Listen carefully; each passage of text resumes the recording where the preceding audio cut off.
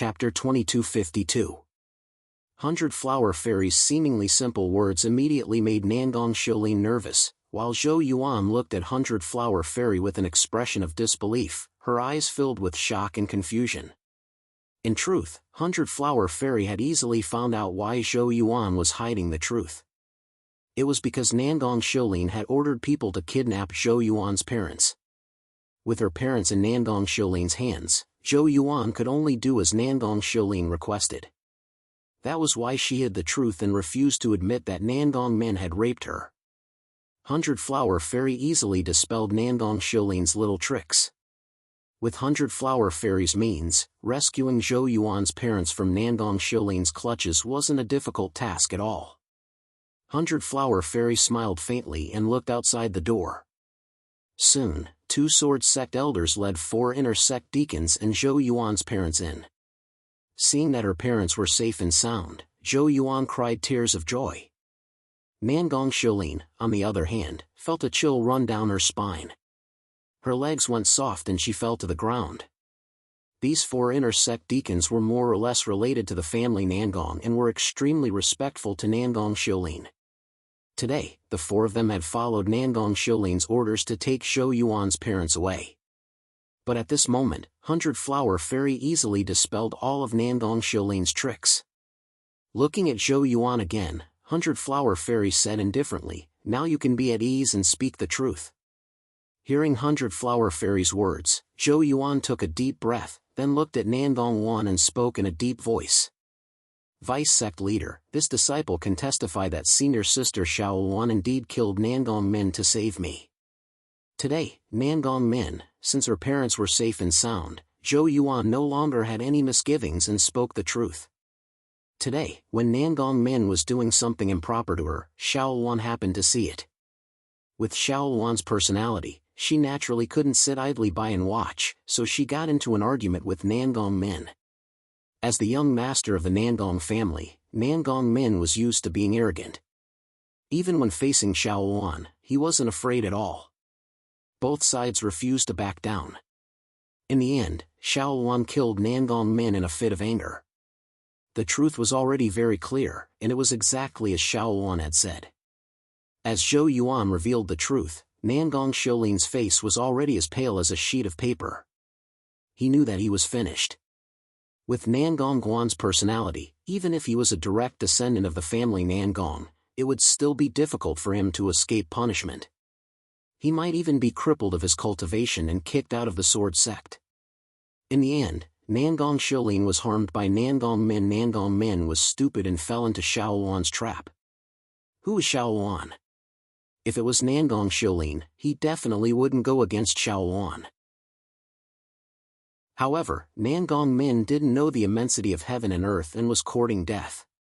In the end, although Nandong Shilin didn't want to be enemies with Xiao Wan, because Xiao Wan killed Nandong Min, Nandong Shilin had no other choice but to think of a way to protect himself. Originally, Nandong Shilin wanted to hide the truth and take the righteous side. Then, he would be merciful and let Xiao Wan off this time. This would resolve the conflict between them. Nandong Shilin never thought of doing anything to Xiao Wan. He only wanted to protect himself. But now, it seemed that all of this was impossible. His little tricks were completely broken by Baihua Fairy. Hearing Zhou Yuan's story, Nandong Guan's face was as gloomy as iron. In the past few years, Nandong Guan had been busy with other matters in the Sword Sect and rarely paid attention to the family Nandong. However, he clearly didn't expect that because of him, a family Nandong disciple would do such a thing in the Sword Sect. He looked coldly at Nandong Shilin. Facing Nandong Guan's gaze, Nandong Shilin's expression became ugly. However, he still lowered his head and kneeled on the ground. He said in a deep voice, "This disciple knows his mistake." "Humph. Now you know your mistake? But what's the use? Men, cripple Nandong Shilin's cultivation and chase him out of the Sword Manor." Nandong Guan was extremely disappointed in Nandong Shilin and shouted without hesitation. Nandong Shilin panicked when he heard Nandong Guan's words. He looked regretful as he begged for mercy. "Uncle, I really know my mistake. I won't do it again." Nangong Shilin naturally couldn't accept his cultivation being crippled. Once his cultivation was crippled, his life would be over, let alone being chased out of the sword sect. After hearing Nangong Shilin's begging, Shaoluan hesitated for a while before saying, Vice Sect Master, although Nangong Shilin is at fault, this isn't the end of it. I hope Vice Sect Master can be lenient. Shaoluan wasn't familiar with Nangong Shilin, but as far as she knew, Nangong Shilin wasn't the same type of person as Nangong Min. At the very least, Nangong Shilin didn't do anything worse than a beast like Nangong Min. Moreover, Nangong Min had already been killed, and Nangong Shilin was implicated by Nangong Min crippling his cultivation and chasing him out of the sword sect was a heavy punishment. Hearing this, Nangong Shilin looked at Shaoluan gratefully. Hearing this, Nangong Shilin looked at Shaoluan gratefully. Hearing this, Nangong Guan remained silent for a while, then looked at Bai Hua Fairy and the other two women and asked, Madams, what do you think? To be honest, Nangong Guan didn't have the heart to cripple Nangong Shilin's cultivation. However, this matter was related to Shaoluan, and the three ladies were present. Nangong Guan had to give an explanation. Facing Nangong Guan's question, 100 Flower Fairy smiled and said, Senior brother Nangong is too serious. The three of us can't interfere in the matters of the law enforcement hall, so we'll let senior brother Nangong make the decision. However, this punishment is a bit too heavy. After all, the main culprit is Nangong Min, not Nangong Shilin. Senior brother Nangong, please be magnanimous and give him a chance. 100 Flower Fairy didn't have the intention to kill Nangong Shilin. In her opinion, a junior like Nangong Shilin wasn't worth the trouble. Moreover, Nangong Shilin was a good seedling, and he wasn't an unpardonably evil person. If he was given a chance, it would be best if he could turn over a new leaf. Shaoluan and 100 Flower Fairy both pleaded for Nangong Shilin. After a moment of silence, Nangong Guan looked at Nangong Shilin and shouted angrily, You bastard! Bastard, you better remember that if it weren't for Shaoluan and Second Madam pleading for you today, I would have crippled you and sent you to the Cliff of Reflection for a year. If you dare to offend me again in the future, I will not let you off easily. Hearing Nangong Guan's punishment, Nangong Shilin nodded and said, Disciple knows his wrongs. I won't dare to offend you again. Please add me to your collection. Please recommend me. Chapter 2253. Nangong Shilin was punished by the Cliff of Reflection for a year. This punishment wasn't too severe. Of course, if it weren't for Shaoluan and 100 Flower Fairy's pleading, Nangong Guan wouldn't have made such a decision. Nangong Shilin was punished by the Cliff of Reflection for a year. This punishment wasn't too severe. Of course, if it weren't for Shaoluan and 100 Flower Fairy's pleading, Nangong Guan wouldn't have made such a decision. Now that the truth was out, the matter had come to an end. Shaoluan followed beside 100 Flower Fairy, but there wasn't the slightest trace of joy on her face. She knew that if it weren't for 100 Flower Fairy, she wouldn't have been able to explain herself. 100 Flower Fairy didn't mind and smiled. You still have a lot to learn. You'll slowly learn in the future. She didn't mean to blame Shaoluan. Shaoluan might have been a little impulsive, but who hadn't been young before? 100 Flower Fairy and the others had also been at Shaoluan's age. Hearing 100 Flower Fairy's words, Shaoluan silently nodded. The group left the law enforcement hall. As soon as they stepped out, they saw Qin Xian anxiously waiting for them. Qin Xian had been waiting outside the law enforcement hall. Regarding Shaoluan's matter, there was nothing he could do. Although Qin Xian was the young master of the Qin clan, he didn't have the qualifications to interfere with the law enforcement hall's matters. Thus, Qin Xian had no choice but to wait outside. Now that Shaoluan had returned safely, Qin Xian finally let out a sigh of relief. He quickly walked over, but in front of 100 Flower Fairy and the other two girls, Qin Xian couldn't help but feel nervous. Seeing the nervous Qin Xian, 100 Flower Fairy smiled. You guys can chat. Luan, if you have time, come back. Your father has something to say to you. 100 Flower Fairy and the other two girls didn't pay much attention to Qin Xian. As soon as they finished speaking, the three girls floated away. Xiao Luan was also accompanied by Qin Xian, walking towards the inner sect. Xiao Luan's matter was resolved perfectly. That night, Nan Gongguan even went to look for Xiao Chen and took the initiative to admit her mistakes. As the vice sect master in charge of the law enforcement hall, Nan Gongguan blamed herself for what her family Nangong had done in the sword sect. However, Xiao Chen didn't blame Nan Gongguan. After all, as the sword sect grew, such things were inevitable. However, because of this matter, Xiao Chen still hoped that Nan Gongguan's law enforcement hall would be stricter, so that the sword sect's rules could be implemented. Nothing could be accomplished without rules. Even if Xiao Chen's children violated the sect rules, they would not be exempted from punishment, let alone others. Nan Gongguan naturally didn't hesitate to agree to Xiao Chen's request. The two of them chatted for around 2 hours before Nan Gongguan said goodbye and left. Xiao Luan's matter didn't cause too much of an impact in the sword sect. This was also something that Xiao Chen intended. In the next few days, Long Qing and Xian Yuan Ling went into seclusion to try to break through to the End Realm. Xiao Chen also prepared many pills and cultivation resources for the two of them to support their breakthroughs. Long Qing and Xian Yuan Ling could be considered monstrous geniuses. If the two of them broke through to the End Realm, they would be of great help to the sword sect. Xiao Chen naturally didn't hold back in helping the two of them. After Xian Yuan Ling and Xian Yuan Ling went into seclusion, Xiao Chen didn't slack off on his cultivation.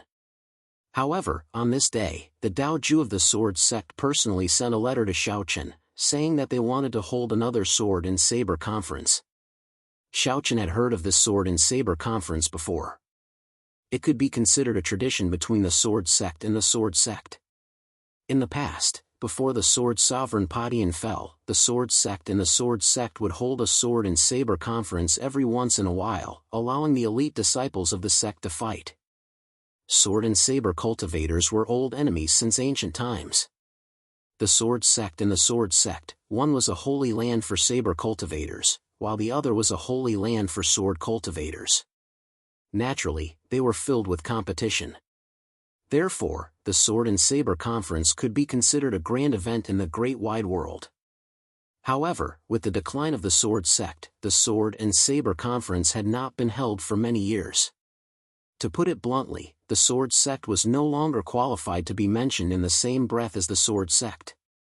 However, with the rise of the sword sect and the rise of the sword sect, the restless Daoju once again thought of the Sword and Saber Conference. Xiao Chen didn't reject Daoju's invitation, but he also didn't accept it. He told Nan Gongguan, Sang Xing, and the other deputy sect leaders about this matter. When they heard that Daoju proposed to hold another Sword and Saber Conference, they all spoke up. Sect leader, the Sword and Saber Conference is a tradition between the sword sect and the saber sect. If it's held again, it can be considered a grand event. Yes, that's right. However, the Sword and Saber Conference is for the elite disciples of both sides to fight. It's said that the 10 great saber disciples of the saber sect are all extremely talented people. If they fight, I'm afraid our disciples will be at a disadvantage. Lin Qing, what are you talking about? Are the core disciples of the sword sect weaker than the 10 great saber disciples of the saber sect? In addition to the outer disciples, inner disciples, and core disciples of the saber sect, there were also the 10 great saber disciples. The 10 great saber disciples were the most talented, the most powerful, and the most profound among the hundreds of thousands of disciples in the saber sect. They were given the title of saber disciple. At any given time, the number of saber disciples in the saber sect would only be 10. It would not be more or less. This was the tradition of the saber sect. When Lin Qing mentioned the saber disciples, there was clearly a trace of admiration on his face. This was because no matter what, the 10 great saber disciples of the saber sect were a special feature of the saber sect. Moreover, they had indeed brought honor to the saber sect. This was why Lin Qing felt that if the Saber Sword Conference was held, then the core disciples of the sword sect probably wouldn't be a match for the 10 great saber disciples. Lin Qing's words are correct. According to what I know, the 10 great saber disciples this time have all reached the End Realm. Their strength is close to the elders of the Saber sect. They can't be underestimated. End Realm cultivation was indeed not bad. Moreover, to be able to become a Saber disciple, their combat strength obviously wouldn't be weak. This point was even more unquestionable. Everyone spoke out. Hearing this, Xiaochen, who was sitting on the main seat, smiled slightly. 10 great Saber disciples, that's interesting. However, today we are discussing whether or not to agree to this Saber Sword Conference. Everyone, please directly state your position. Whether or not to agree to the Saber Sword Conference? Hearing Xiaochen's words, everyone fell into hesitation. First of all, this Saber Sword Conference was definitely a matter of face. Looking at the current situation, if the core disciples of the Sword Sect wanted to defeat the 10 great Saber disciples of the Saber Sect, their chances were not high. If they lost too badly, wouldn't the Sword Sect lose face? They were afraid of failure. However, seeing this, Xiaochen smiled and said, "Actually, in my opinion, failure is nothing. As a martial artist, as a disciple of the Sword Sect, if you don't have the courage to move forward, then what is the point of talking about other things?" Although the 10 great Saber disciples of the Saber Sect are strong, the disciples of the Sword Sect are not necessarily weak. Begging for collection, begging for monthly votes, begging for recommendations. Chapter 2254. Lin Qing and the others felt that the disciples of the Sword Sect were still a little weaker than the disciples of the 10 great Saber disciples. Once they fought, the Sword Sect would lose face. Lin Qing and the others felt that the disciples of the Sword Sect were still a little weaker than the disciples of the 10 great Saber disciples. Once they fought, the Sword Sect would lose face. After all, the Sword and Saber Conference would definitely attract a lot of attention. If the disciples of the Sword Sect lost too badly, then the Sword Sect would naturally lose face. But Xiaochen had a completely different attitude towards this. Afraid of losing? In Xiaochen's opinion, was there anything in this world that was guaranteed to win? If one chose to run away just because they were afraid of losing, then what kind of martial arts were they practicing? What kind of sword arts were they practicing? Xiaochen's words made Sangxing's expression change. At the same time, they also understood Xiaochen's thoughts. In fact, Xiaochen had already decided in his heart that he would agree to Dao Ju's suggestion to hold another sword and saber conference. However, even if he had the determination and courage to move forward, in terms of strength, there was still a gap between the disciples of the Sword Sect and the disciples of the 10 great saber disciples. Moreover, this sword and saber conference was just a battle between the top disciples of both sides. The Sword Sect would definitely send out the disciples of the 10 great saber disciples. Seeing the worries in everyone's hearts, Xiaochen smiled and said, "Let's go. Follow me to a place." Then, without waiting for Sangxing and the others to reply, Xiaochen took the lead and flew into the air. Seeing this, although Sangxing and the others did not know where Xiaochen was going, after exchanging glances, they still hurriedly chased after him. Behind the main peak of the Sword Sect, there was a deep valley. This valley was currently extremely desolate. Under normal circumstances, no one would come here. Seeing Xiaochen enter the valley, Sangxing and the others were puzzled. As the vice-sect master of the Sword Sect, they naturally knew what kind of place this valley was. Burial Sword Valley. This was the Sword Sect's Burial Sword Valley. All the swords abandoned by the disciples, deacons, and elders of the Sword Sect were discarded here. Over time, this place became a graveyard for swords. They didn't know why Xiaochen had suddenly come to Burial Sword Valley, but since Xiaochen didn't say anything, Sangxing and the others naturally didn't dare to ask. They could only follow closely behind Xiaochen and enter Burial Sword Valley. As soon as he entered the valley, a wave of sword chi that carried an extremely sorrowful feeling assaulted his face. As far as the eye could see, broken swords could be seen everywhere in the valley. Some were broken, and some were covered by the traitorous disciples. The sword chi came from these broken swords. They could be said to be abandoned swords that had no use at all. Feeling the sorrowful sword chi in the valley, Sangxing and the others' moods seemed to be affected. However, they were all end-realm cultivators after all, and their mental fortitude was extraordinary. They quickly tossed aside these distracting thoughts. They walked all the way to the depths of Burial Sword Valley. The deeper they went, the thicker the sword chi. Of course, this sword chi didn't affect Xiao Chen and the others at all. They walked all the way to the depths of Burial Sword Valley. This place wasn't like the outside world where there were countless broken swords. There were only 10 swords that were stabbed deeply into the ground. Looking from afar, although these 10 swords were covered by the traitorous disciples and didn't have the sharpness of the past, one could still see that they weren't ordinary. Sangxing was the most experienced vice sect master of the sword sect. When he saw these 10 swords, he was first stunned, then he couldn't help but exclaim in excitement, This is, the 10 famous swords. There were 10 great saber disciples in the saber sect, and each of the 10 great saber disciples had a famous saber. Only the 10 great saber disciples could use this famous saber. Once they lost their status as a saber disciple, they would have to return this saber. Similarly, the sword sect also had 10 great sword maniacs. Just like the saber sect's disciples, the 10 great sword sect's disciples also had famous swords. They were the 10 longswords in front of them. The origins of these 10 longswords were something that even Sangxing didn't know. However, without a doubt, these 10 swords, no matter which one it was, were definitely the best of the best. Sword Sovereign Padian had spent a lot of effort and paid a huge price to find them. In the past, all the disciples of the sword sect were proud of these 10 swords. These 10 swords were one of the symbols of the 10 great sword sect's disciples. However, as the sword sect's power declined, the 10 great sword maniacs ceased to exist. These 10 swords also disappeared with the 10 great sword maniacs and were buried deep in the Sword Burial Valley. It was said that these 10 famous swords had given birth to sword spirits. Swords had spirits, so when the last batch of sword freak disciples were young, they would choose to sleep in the Sword Burial Valley and hide their sharpness, waiting for a new batch of sword freak disciples to appear and regain their recognition. Many years had passed and these 10 swords were buried in the Sword Burial Valley. Even Sangxing had forgotten about their existence. And now, Xiao Chen led the group to this place.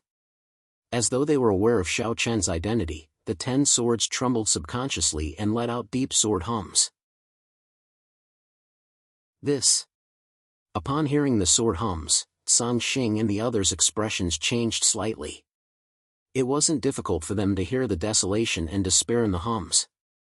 Back then, the 10 great sword maniacs of the sword sect wielded the 10 great swords and were extremely awe-inspiring in this world. But now, these 10 great swords could only be buried deep in the Sword Burial Valley and could no longer be controlled by their masters. Many years had passed and they had been waiting for their masters in the Sword Burial Valley.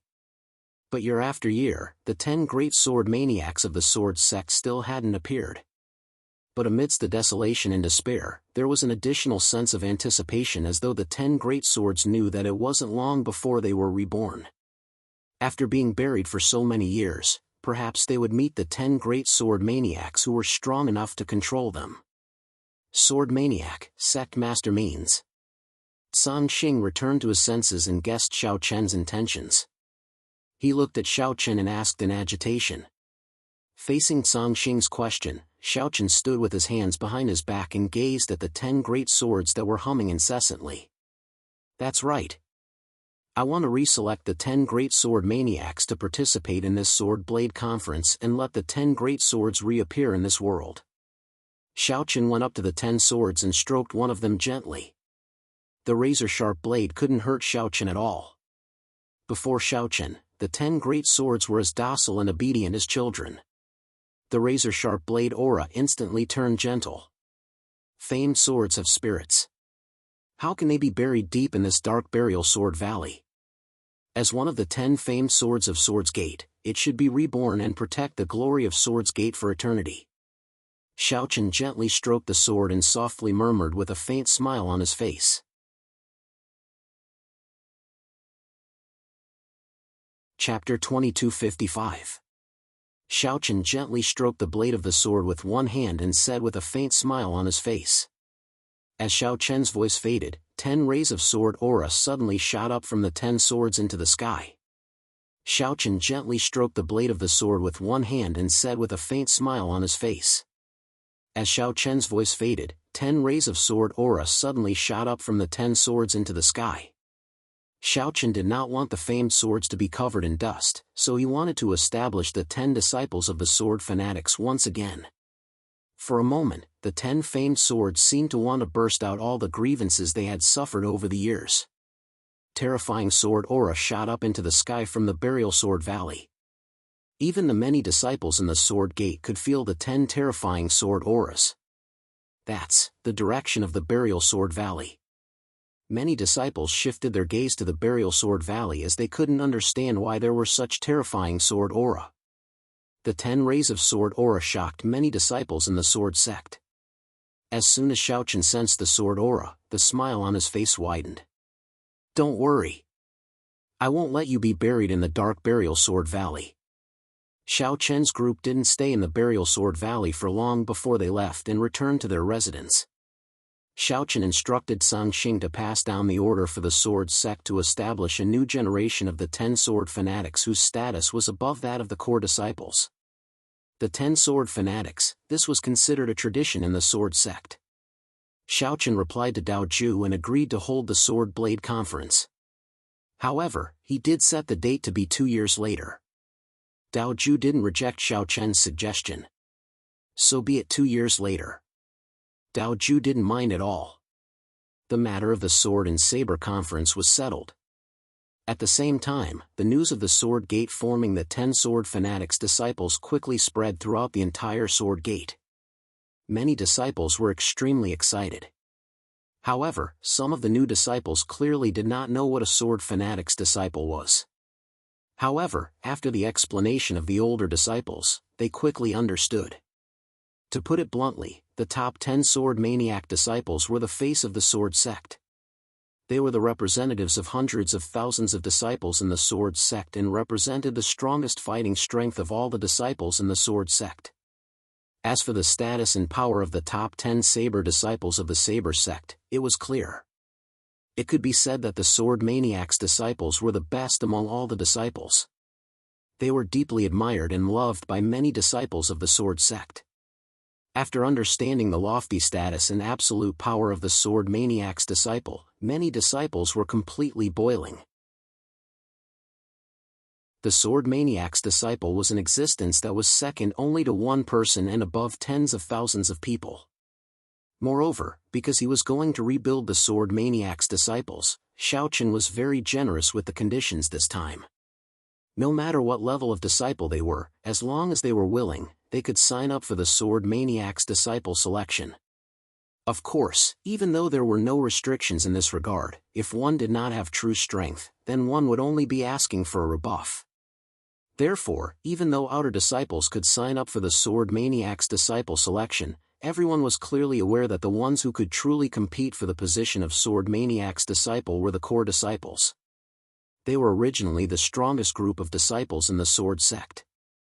They enjoyed the best cultivation environment and resources.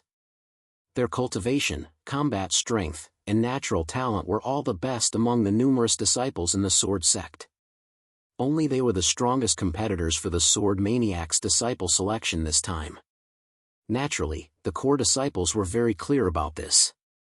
Therefore, they were even more excited than the inner and outer disciples because this was an opportunity for them to leap over the dragon gate and ascend to the heavens in a single bound. In a beautiful abode in the core disciple area, this was the residence of the third core disciple of the sword sect, Lu Qingyao. Lu Qingyao's name resounded like thunder among the numerous disciples in the sword sect. It was not only because of her identity as the third core disciple, but also because of her peerlessly beautiful appearance. Some had even evaluated her as the #1 beauty in the sword sect. Of course, this #1 beauty didn't include Qin Shuru and the others. After all, no one dared to talk about Xiaochen's wife behind her back. However, Lu Qingyao had always been very indifferent to all the praise in the outside world. her temperament was indeed like that. She was quiet and elegant. She always gave others the feeling that she was as calm as water, as if nothing could arouse her interest. Except for one thing, and that was Xiaochen. According to Lu Qingyao, Xiaochen was the only person she admired, and her life's goal was to surpass Xiaochen. For this reason, she didn't hesitate to enter the sword sect and cultivate tirelessly.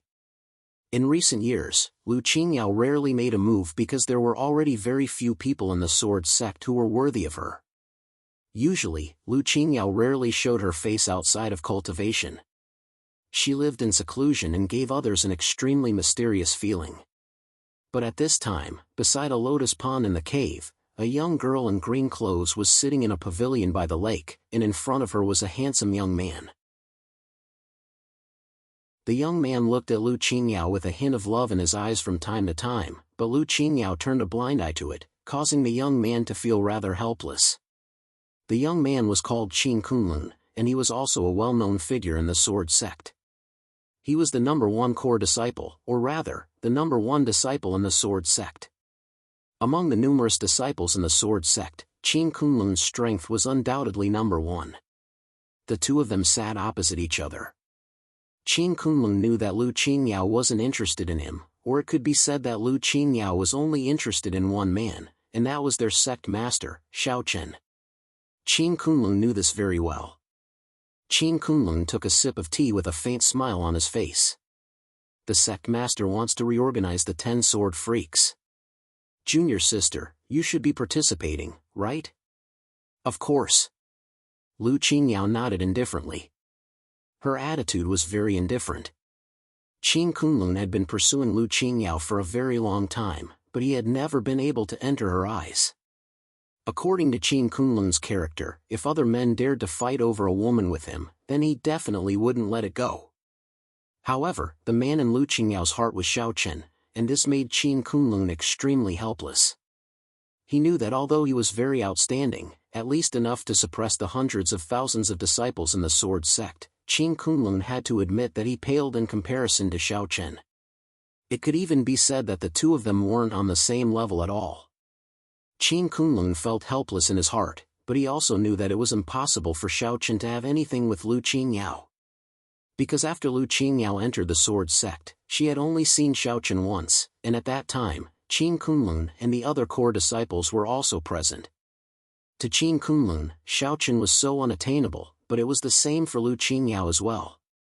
Qin Kunlun hesitated again and again as he looked at the beautiful Lu Qingyao before him. In the end, he said, "Junior sister, the sect master and we aren't from the same world after all. Why do you have to do this?"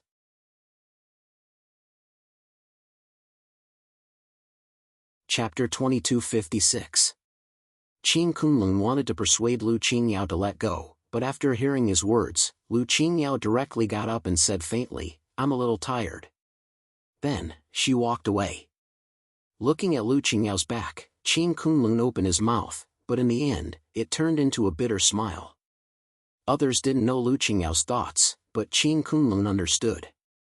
However, looking at Lu Qingyao's appearance, she probably wouldn't listen to him no matter how much he said. Lu Qingyao went all the way to her room. It was just Lu Qingyao's boudoir, and on the wall of the room, there was a portrait of Xiaochen. White clothes and white hair, giving people an ethereal feeling.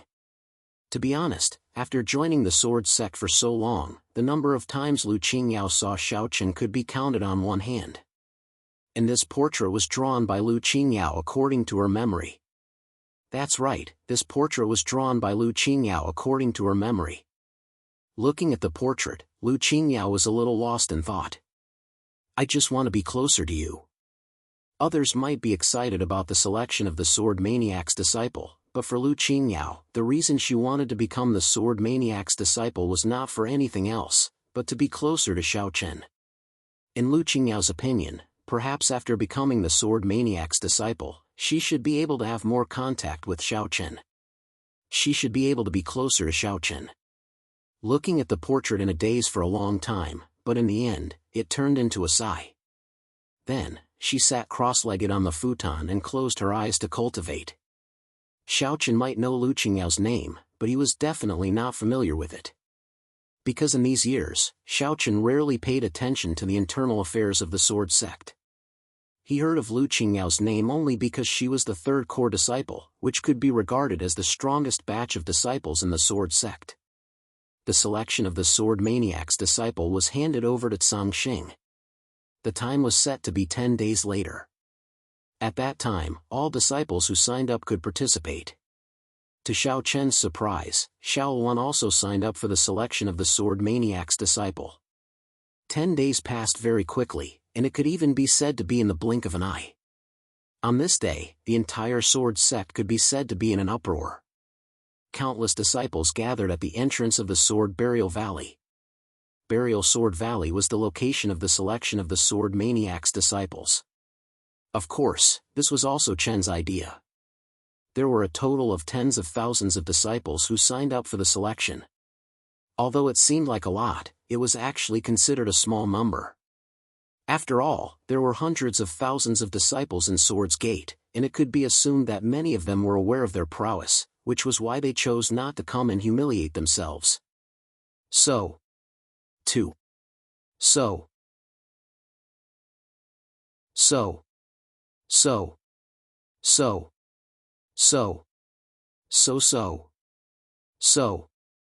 The rules of the two stages were very simple, especially the first stage.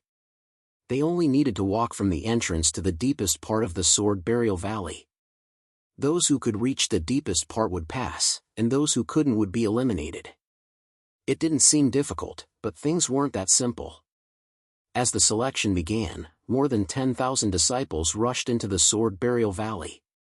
However, as soon as they entered the valley, many disciples felt a powerful sword aura coming at them. The sword aura was so dense that it was enough to injure them. If they didn't use their spiritual energy to defend themselves, they would be seriously injured or even lose their lives. The sword aura was condensed from countless broken swords in the Sword Burial Valley. It made it difficult for many disciples to move. As soon as they entered the valley, many disciples felt a great pressure. Some disciples who weren't strong enough were sent flying by the sword aura as soon as they stepped into the valley. They were seriously injured and fainted. The elders of the sword sect immediately ordered people to treat these seriously injured disciples. Of course, being seriously injured by the sword aura meant that they lost the qualifications to compete for the position of the sword fanatic's disciple. Outer sect disciples definitely had no chance. Not to mention passing through the Sword Burial Valley, it was extremely difficult for them to even walk a meter. Only the best among the inner court disciples could barely move forward under the pressure of the dense sword chi in the Burial Sword Valley. Of course, this was only temporary. The deeper they went into the Sword Burial Valley, the denser and sharper the sword aura was, and the greater the pressure. Originally, there were more than 10,000 people, but after a few hundred meters, there were less than 1,000 people left. In just a few hundred meters, most of the people had been eliminated. However, none of the core disciples had been eliminated. After all, the core disciples could be said to be the strongest group of disciples in the sword sect. There were hundreds of thousands of disciples in the sword sect, but there were only a little more than 100 core disciples. It was easy to imagine how difficult it was to become a core disciple. Not only cultivation realm, but also talent and combat strength were indispensable. Many of the core disciples were able to handle the sword aura with ease. Apart from them, the rest of the inner sect disciples were unable to move forward. Of course, there were some exceptions, and that was Xiao Luan. She was also an inner sect disciple, but facing the dense sword aura of the Sword Burial Valley, Xiao Luan did not show any signs of difficulty. Xiao Luan's relaxed performance naturally attracted the attention of many core disciples. Even Qin Kunlun and Lu Qingyao could not help but glance at Xiao Luan. Xiao Luan's identity was no longer a secret among the disciples. She was the daughter of the sect leader, Xiaochen. Such an identity was enough to make Xiao Luan shine. They originally thought that Xiao Luan was just an inner sect disciple, but now it seemed that Xiao Luan's strength was not to be underestimated. She had already reached the comprehension realm. It had been a few years since Xiao Luan had entered the inner sect. It was not surprising that Xiao Luan had broken through to the Enlightenment realm. As the world spirit of the Eight Desolates world, Xiao Luan's talent was definitely top-notch. As they walked deeper into the valley, more and more disciples were eliminated. In the end, even the core disciples could not withstand the sword aura of the Sword Burial Valley and were eliminated one after another. Even the core disciples could not withstand the dense sword aura of the Sword Burial Valley. Seeing the core disciples being led out of the valley by the elders, the disciples at the entrance of the valley were amazed. Even the core disciples could not pass the first round. The selection of the Sword Fanatic's disciple is really strict. Of course. After all, the Sword Fanatic's disciple represents hundreds of thousands of disciples in the Sword Sect. If it was so easy to become one, wouldn't it be a disgrace to the Sword Sect? Many disciples began to discuss in low voices.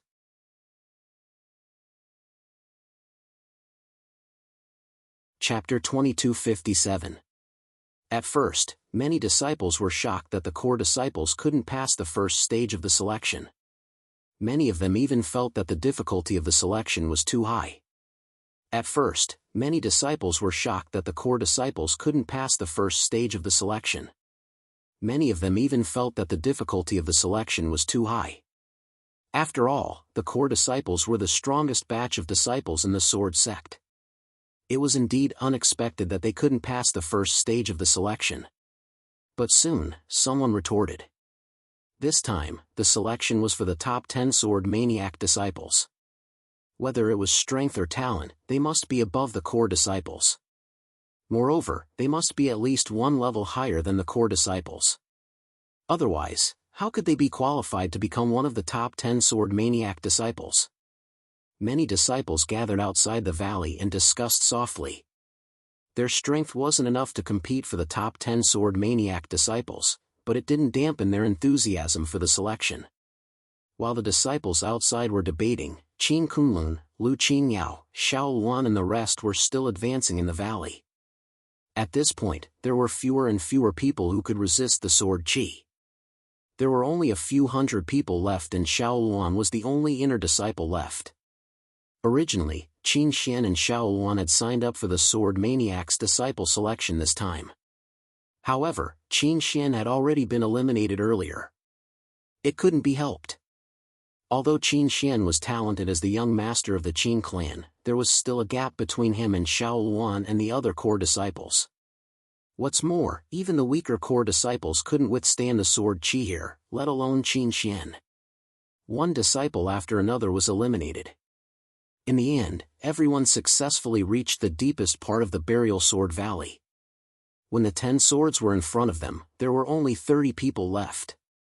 Tens of thousands of disciples signed up for the selection, but only 30 people passed in the end. Such a harsh test was indeed a little cruel. However, this was the result that Xiao Chen wanted to see. After all, this was the selection of the top 10 Sword Maniac disciples, not some rotten cabbage on the street. Xiao Chen had always insisted on the principle of better quality than substandard. If no one could pass the first stage of the selection, Xiao Chen would rather leave the position of the top 10 Sword Maniac disciples empty for the time being. However, the results weren't bad. At least 30 people made it to this point, including Xiao Luan. Apart from Xiao Luan, these 30 people were the cream of the crop among the core disciples. The fact that they could make it to this point proved their strength. As the disciples arrived at the deepest part of the Sword Burial Valley and gazed at the 10 famed swords, Qin Kunlun, the number 1 core disciple, couldn't help but reveal a glint of excitement in his eyes. 10 Sun's swords. Qin Kunlun had spent the past few days learning about the 10 sword fanatics of Swords Gate, so he naturally knew the origin of the 10 Sun's sword. The 10 Children's sword was the collective name of the 10 famed swords in front of him. They belonged to each of the 10 great sword fanatics, and each of the 10 children's sword was a peerless divine weapon. Along with Qin Kunlun's shock, a clear laughter sounded out of nowhere. That's right, it's the 10 children's sword. Xiao Chen, Sang Xing, Lin Qing, Nangong Guan, and the other higher-ups of the sword sect appeared one after another. Xiao Chen swept his gaze across the 30 people and said with a satisfied expression, "Not bad. It seems like all of you live up to your reputation. But whether you can become one of the top 10 sword maniac disciples in the end will depend on whether you have the strength to do so. Facing Xiao Chen and the other higher-ups of the sword sect, even Qin Kunlun couldn't help but feel a little nervous. Under his lead, everyone bowed respectfully. Greetings, sect leader and vice-sect leaders. It was rare for the core disciples to see Xiao Chen. At this moment, Lu Qingyao, who stood beside Qin Kunlun, had her beautiful eyes fixed on Xiao Chen. Her eyes glinted with joy. Lu Qingyao was very happy to see Xiao Chen every time. Even if it was just a glance from afar, she felt that it was enough. Xiao Chen didn't feel Lu Qingyao's gaze. Or rather, he didn't care at all. The smile on his face didn't fade as Xiao Chen said indifferently. I won't say much about what the top 10 sword maniac disciples mean to the sword sect. I believe all of you already know. Since you've passed the first stage, let's begin the second stage. The first stage was to eliminate those who weren't strong enough. The fact that Qin Kunlun and the others could reach this stage already proved that their strength was top-notch among all the disciples of the sword sect. Since that was the case, the second stage of the test was to show their true strength. Under the personal supervision of Tsang Xing, each of the 30 people present would have to fight with the other 29 people. In the end, the rankings would be determined based on the results. Only those who entered the top 10 would have the chance to become one of the top 10 sword maniac disciples. That's right, even if you successfully entered the top 10, it didn't mean that you would definitely become one of the top 10 sword maniac disciples. This was because there was still one final test, which was the test from the 10 child swords. One had to obtain the approval of one of the 10 child swords in order to become one of the top 10 sword maniac disciples. This was also the rule of the sword sect. Everyone knew that the 10 child swords had spirits. Whether or not the 10 child swords approved you was the key to whether you could become one of the top 10 sword maniac disciples. Of course, the premise was that you still had to pass the second stage of the test. Otherwise, you wouldn't have the chance to come into contact with the 10 child swords. Xiao Chen naturally attached great importance to the selection of the top 10 sword maniac disciples, so he planned to personally watch the battles. Sitting cross-legged in the air, Tsang Xing, Nangong Guan, and the others gathered around Xiao Chen and smiled at Tsang Xing. Let's begin. Hearing Xiao Chen's words, Tsang Xing immediately shouted, the first battle, Qin Kunlun against Zhang Mingfeng. As soon as Tsang Xing's words came out, everyone below was stunned. Was there going to be an earth-shattering battle right from the start? Qin Kunlun was the number 1 core disciple, so there was no need to talk about his strength. Zhang Mingfeng wasn't weak either.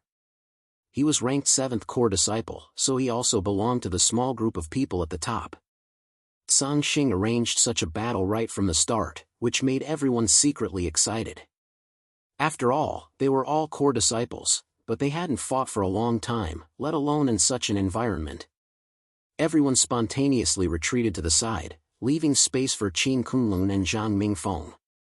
Xiao Chen also gently waved his hand and used Sword Realm to seal the surrounding space, creating a completely undisturbed battle environment for the two of them. Under the cover of Sword Realm, Qin Kunlun and Zhang Mingfeng's battle couldn't affect the outside world. In this way, the two of them could naturally fight without any scruples.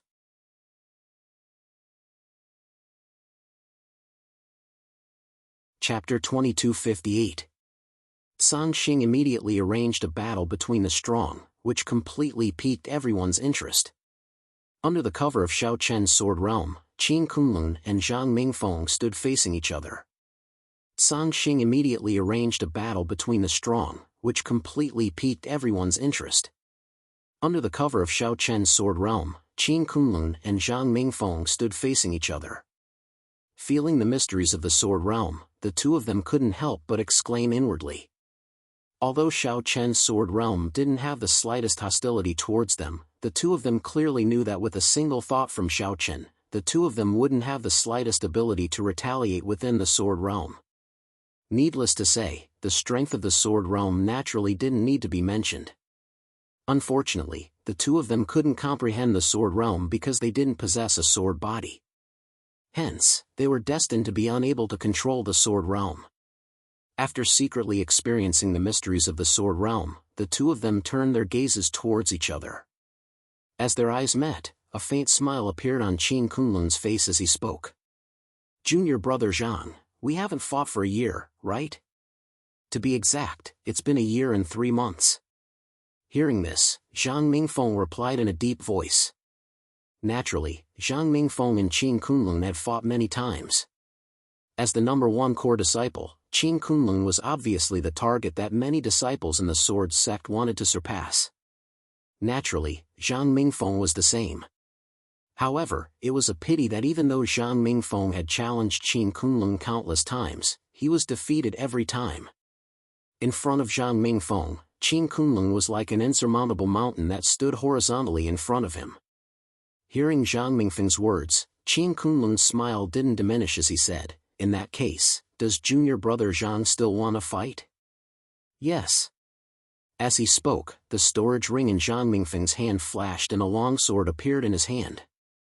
At the same time, a soaring battle intent instantly erupted from within Zhang Mingfeng's body.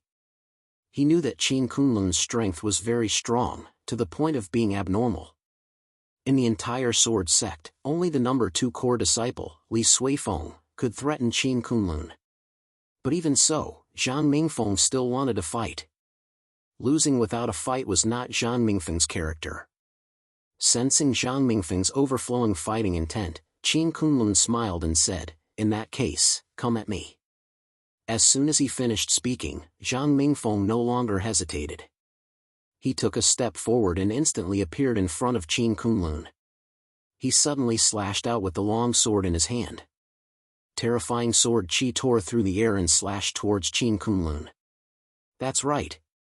Zhang Mingfeng's cultivation had already reached the small perfection of the comprehension realm.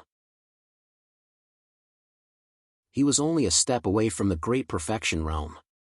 Seeing Zhang Mingfeng make his move, the few core disciples below also said with respect, "Looks like senior brother Zhang will be able to break through to the complete comprehension realm soon." Zhang Mingfeng's improvement was indeed great. Everyone felt that with Zhang Mingfeng's current cultivation, even if he could not defeat Qin Kunlun, he would not be too much weaker than Qin Kunlun. Just when everyone was looking forward to a fierce battle, Qin Kunlun did not dodge Zhang Mingfeng's sword. He only stretched out 2 fingers. With a muffled sound, Zhang Mingfeng's sword was blocked by Qin Kunlun's 2 fingers under the crowd's incredulous gaze. The 2 fingers seemed to be casually pinching Zhang Mingfeng's long sword, but Zhang Mingfeng clearly felt that the 2 fingers were like 2 mountains, preventing his long sword from moving forward.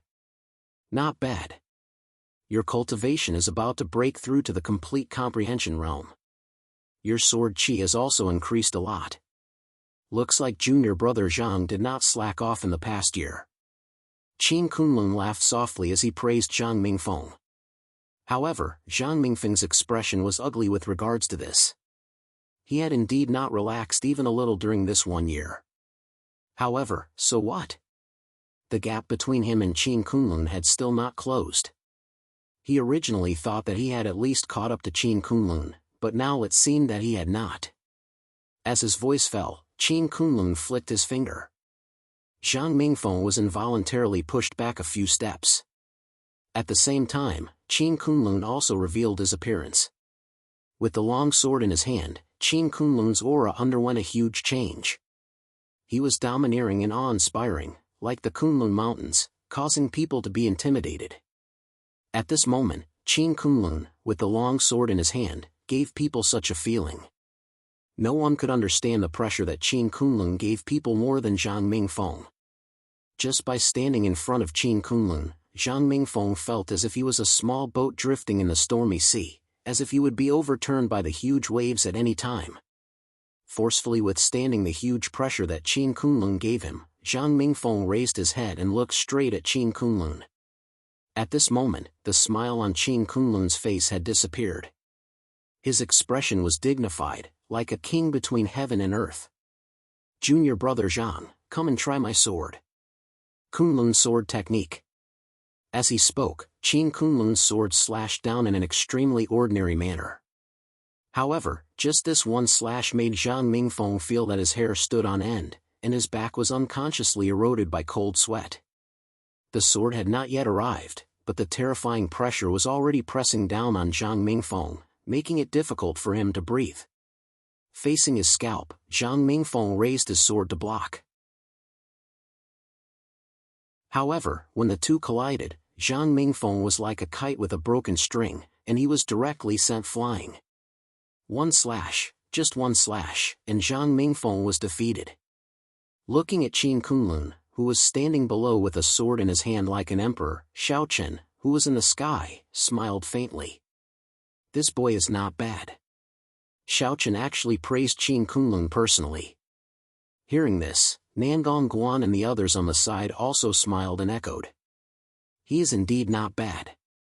This boy has quite a deep understanding of the monarch sword Dao. When he slashed down with his sword, the power was overwhelming.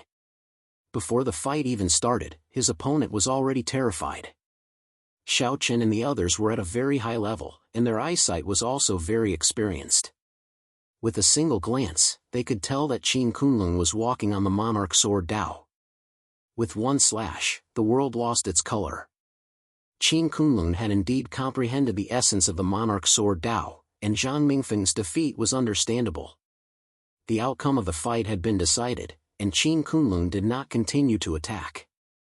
Although Zhang Mingfeng still had the strength to fight, the two of them were brothers from the same sect, and there was no need for them to fight to the death. Putting his sword back into its scabbard, Qin Kunlun's face once again revealed a faint smile. He looked at Zhang Mingfeng and said, "Junior brother Zhang, thank you for letting me win. Senior brother, you don't have to be like this. My skills are inferior, and I'm not far from losing." Zhang Mingfeng was not a sore loser. Since Qin Kunlun was stronger than him, his loss was his loss. Zhang Mingfeng had no complaints in his heart. Of course, this failure also made Zhang Mingfeng secretly swear that he would work hard in his cultivation in the future. Sooner or later, he would surpass Qin Kunlun. Looking at Zhang Mingfeng's expression that was still full of fighting spirit, Li Ku, who had been quiet all this time, said with a smile, "This boy is also a talent that can be molded. It seems that our sword sect is full of crouching tigers and hidden dragons. Begging for collection, begging for monthly votes, begging for recommendation."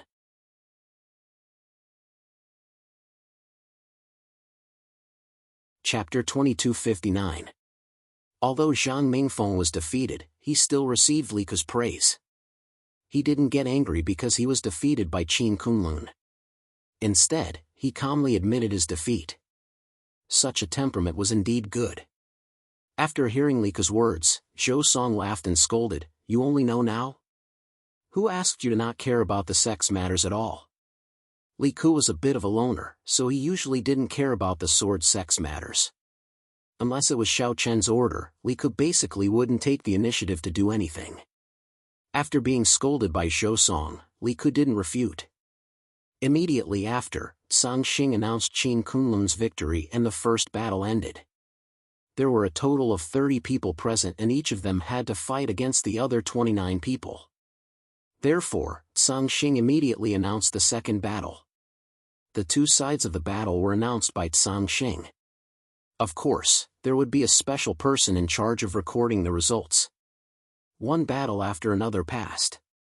One had to admit that the 30 disciples present weren't weak as they were able to pass the first round of the test. Especially Xiao Luan. Although she was the only inner disciple present, she didn't lose a single battle after 3 consecutive battles. Xiao Chen wasn't surprised by Xiao Luan's combat strength. It was normal for Xiao Luan to have the combat strength of a core disciple. If it wasn't for Xiao Luan's desire to be promoted to a core disciple through her own efforts, she would have already been promoted to a core disciple with her status. However, the others weren't as calm as Xiao Chen. After 3 rounds of the competition, everyone present didn't dare to underestimate Xiao Luan anymore. They originally thought that Xiao Luan could reach this stage with her status as an inner disciple. Perhaps it was because of her status or because of the treasures that Xiao Chen gave her. But now, it seemed that Xiao Luan relied entirely on her own strength to reach this stage. Based on the strength that Xiao Luan displayed so far, she was already considered the top among the core disciples. This was because in the 3 consecutive battles, Xiao Luan basically defeated her opponents with a single sword strike. Our young lady is not weak. Even Qin Kunlun couldn't help but glance at Xiao Luan with a smile on his face. In terms of looks, Xiao Luan and Lu Qingyao were on par. In terms of strength, it was difficult for Qin Kunlun to see through Xiao Luan. After all, Xiao Luan had not really fought before. She had a heaven-defying background, high talent, and unparalleled beauty. It could be said that Xiao Luan was a perfect woman. It was no wonder that even Qin Kunlun could not help but pay attention to her. The competition continued one after another. At this time, the 30 people present had basically widened the gap between them. For example, Qin Kunlun, Li Suifeng, Lu Qingyao, Xiao Luan, and the others were still undefeated. They were basically guaranteed to be in the top 10.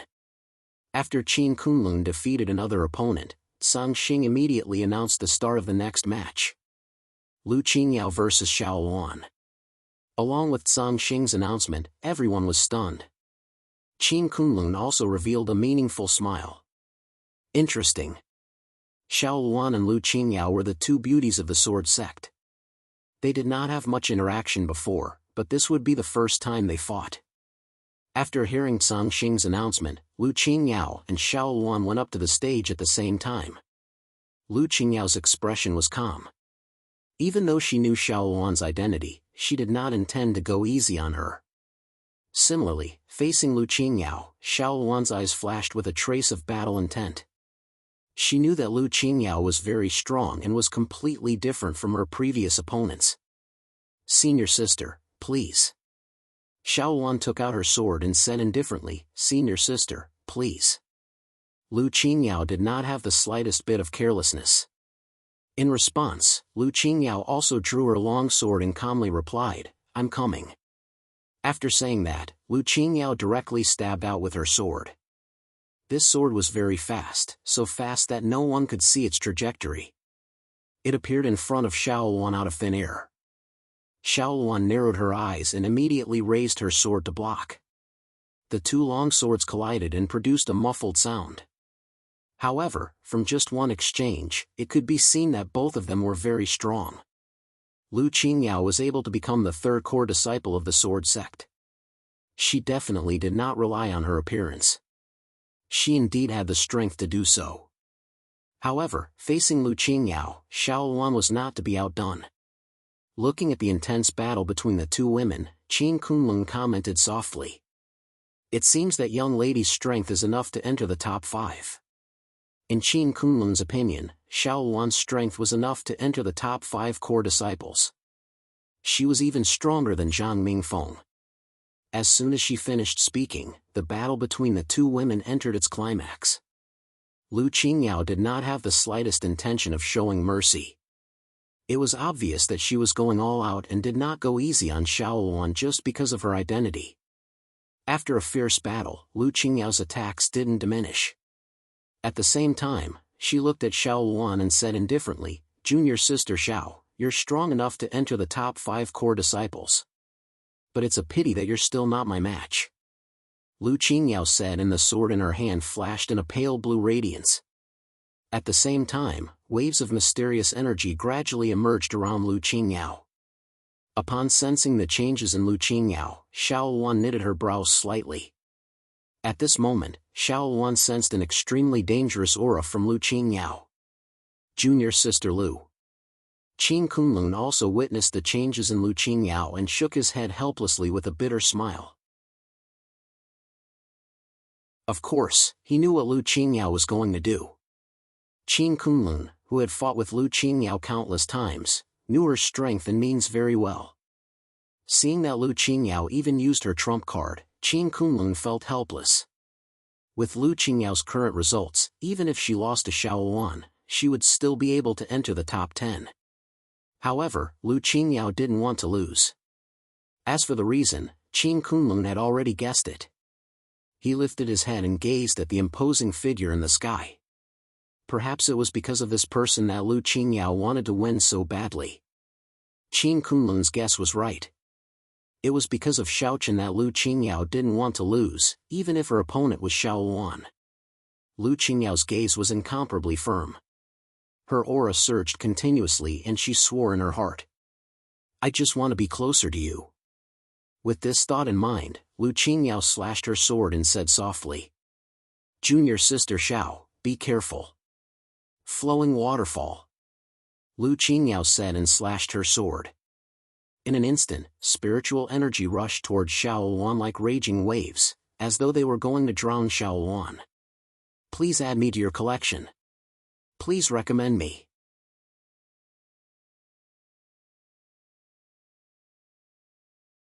Chapter 2260. The majestic spiritual energy along with the sharp sword aura rushed towards Xiao Luan. This was Lu Qingyao's strongest killing move. Just as she had said, Xiao Luan couldn't block her sword.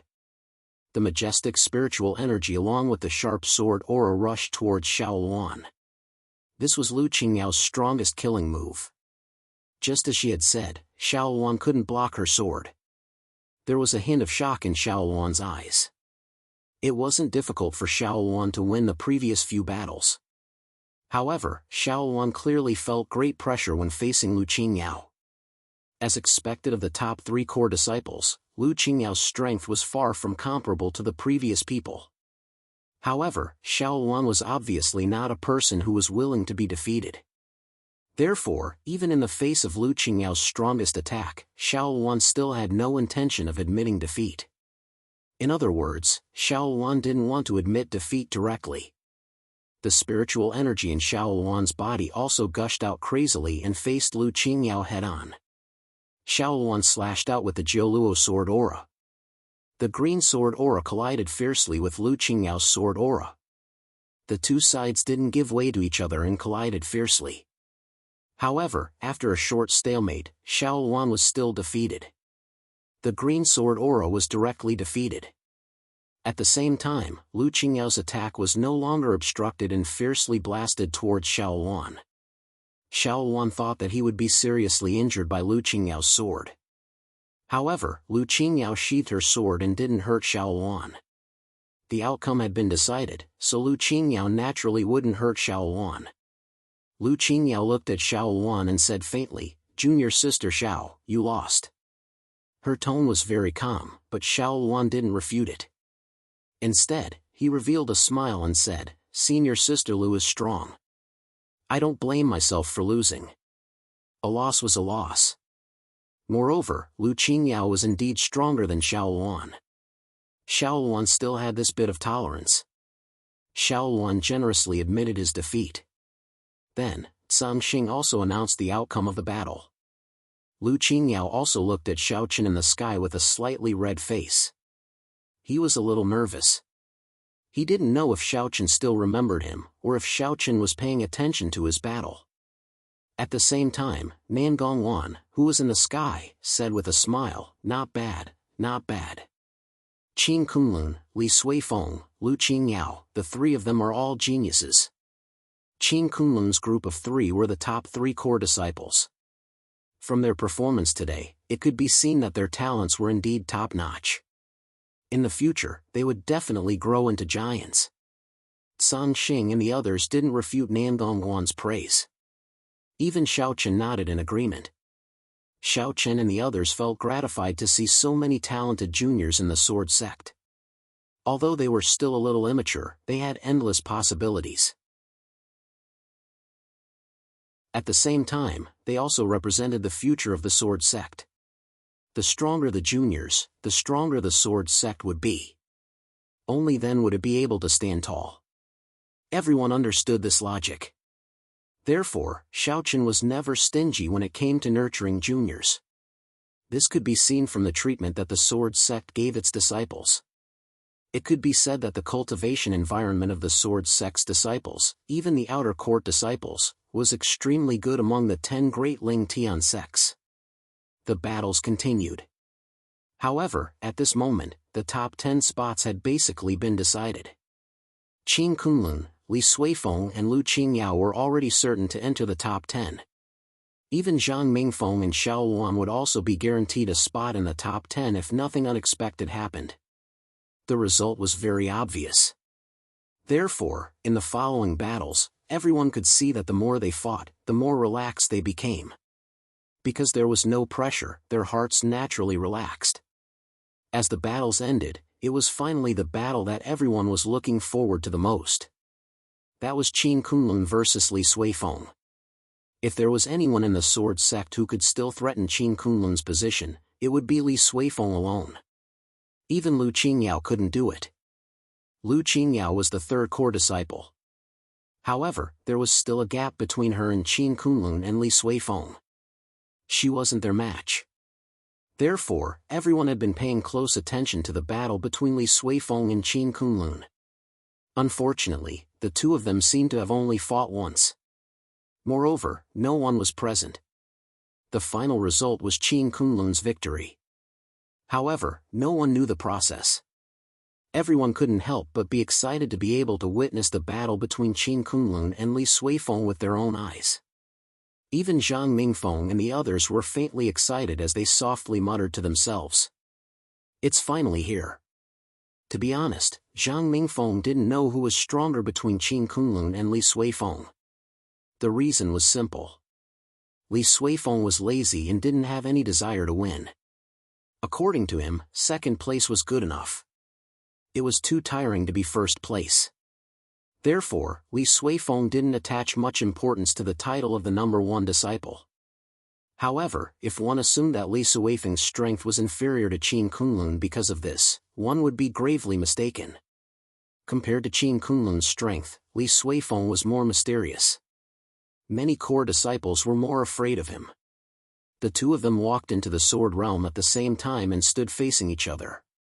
Qin Kunlun's expression became serious when facing Li Suifeng. Qin Kunlun might be able to maintain a relaxed attitude when facing other people. However, he obviously couldn't do so when facing Li Suifeng because he knew Li Suifeng's strength. Their eyes met.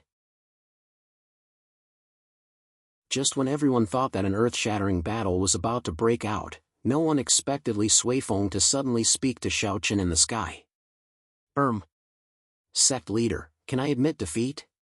Qin Kunlun is a freak. It's too tiring to fight with him. Admit defeat? Li Suifeng actually admitted defeat before the battle even started. Moreover, judging from his lazy look, it was obvious that he didn't intend to fight with Qin Kunlun from the beginning. However, it's fine if you admit defeat, but the reason you gave is that it's too tiring. Because Qin Kunlun was powerful, Li Suifeng felt that it was too tiring and directly admitted defeat. After hearing Li Suifeng's words, even Qin Kunlun revealed a bitter smile. Then, he lifted his head to look at Xiaochen in the sky and waited for Xiaochen's reply. Under their gazes, Xiaochen laughed heartily and said, "Haha, interesting. There are no rules and you can't admit defeat. Of course, I don't have any objections." Xiaochen was quite surprised by Li Suifeng's character. Li Suifeng revealed a smile when he heard Xiaochen's words. After which, he looked at Qin Kunlun and laughed. Since sect leader doesn't have any objections, it's settled then. Senior brother Qin, you will still be number one and I will be number two. I admit defeat. Begging for collection, begging for monthly votes, begging for recommendations. End of chapter.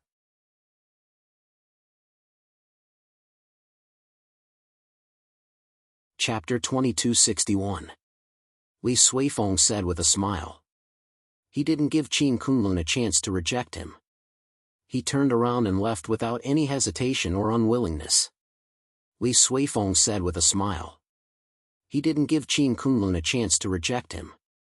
He turned around and left without any hesitation or unwillingness. Just like everyone's evaluation of Li Suifeng, he was an extremely lazy person who never did hard work. He obviously had great talent and strength, but he didn't care about the so-called reputation, let alone the position of the number one disciple. Li Suifeng really didn't think of competing with Qin Kunlun. Even when completing the sect's missions, Li Suifeng would avoid them as much as possible. Even if he couldn't avoid them, he would just accept a simple mission and do it half-heartedly. unless the sect's higher-ups like Zhang Xing or Elder Jian forced him to do it, Li Suifeng really wouldn't take the initiative to do anything. Watching Li Suifeng turn around and leave so decisively, Zhang Xing, Nangong Guan, and the others in the sky couldn't help but smile bitterly. This kid has a personality. It was supposed to be a highly anticipated battle for the number one disciple, but it ended with Li Suifeng's defeat. Although everyone present felt regretful, they couldn't do anything about it. However, Li Suifeng and Lu Qingyao fought again. This time, Li Suifeng didn't admit defeat, and everyone finally witnessed Li Suifeng's strength.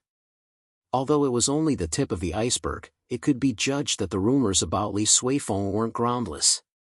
Lu Qingyao's strength was obvious to all. She was very strong.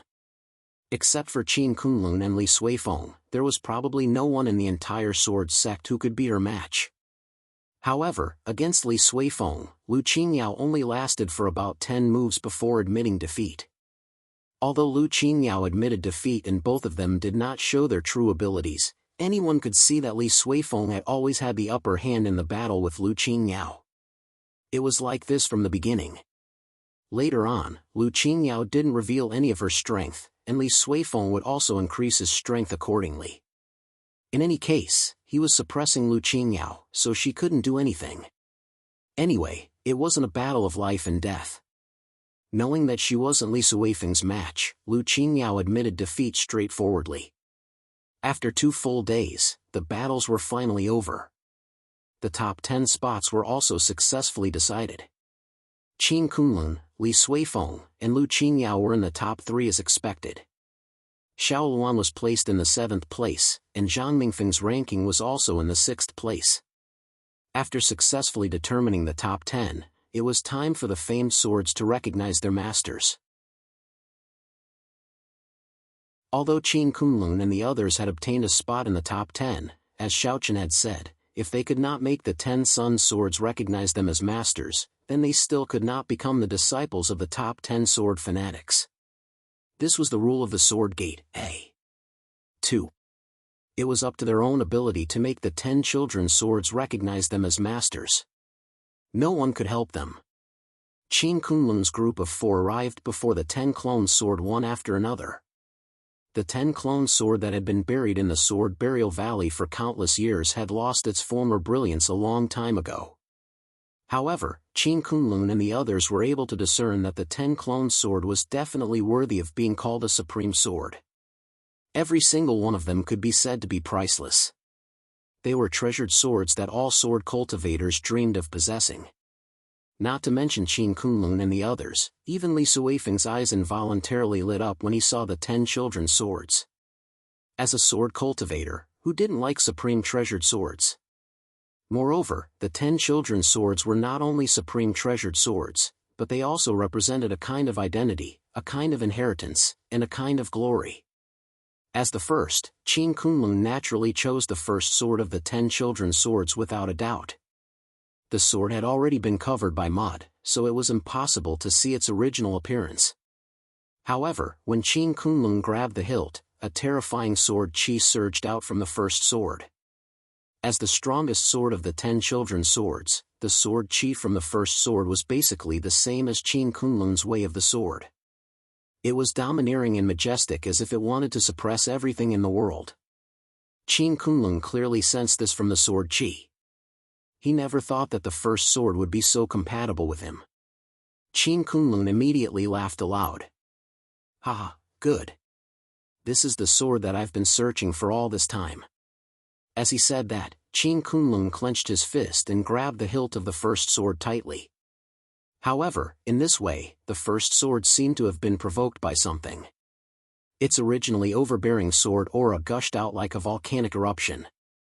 It felt like it was going to tear Qin Kunlun apart. The dense sword chi easily cut through Qin Kunlun's clothes. At the same time, many wounds quickly appeared on Qin Kunlun's arms and body. Blood constantly flowed out. However, Qin Kunlun acted as if he had nothing to do with this.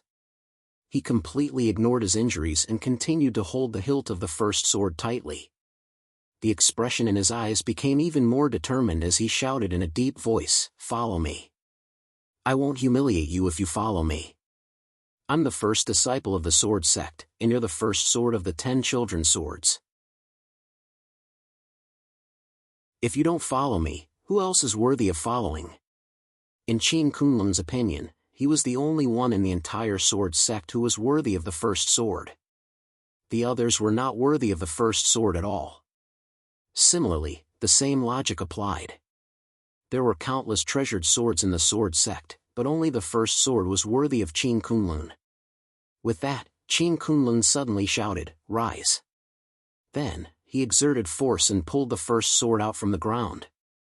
The peerless sword that had been buried for countless years finally blossomed in Qin Kunlun's hand.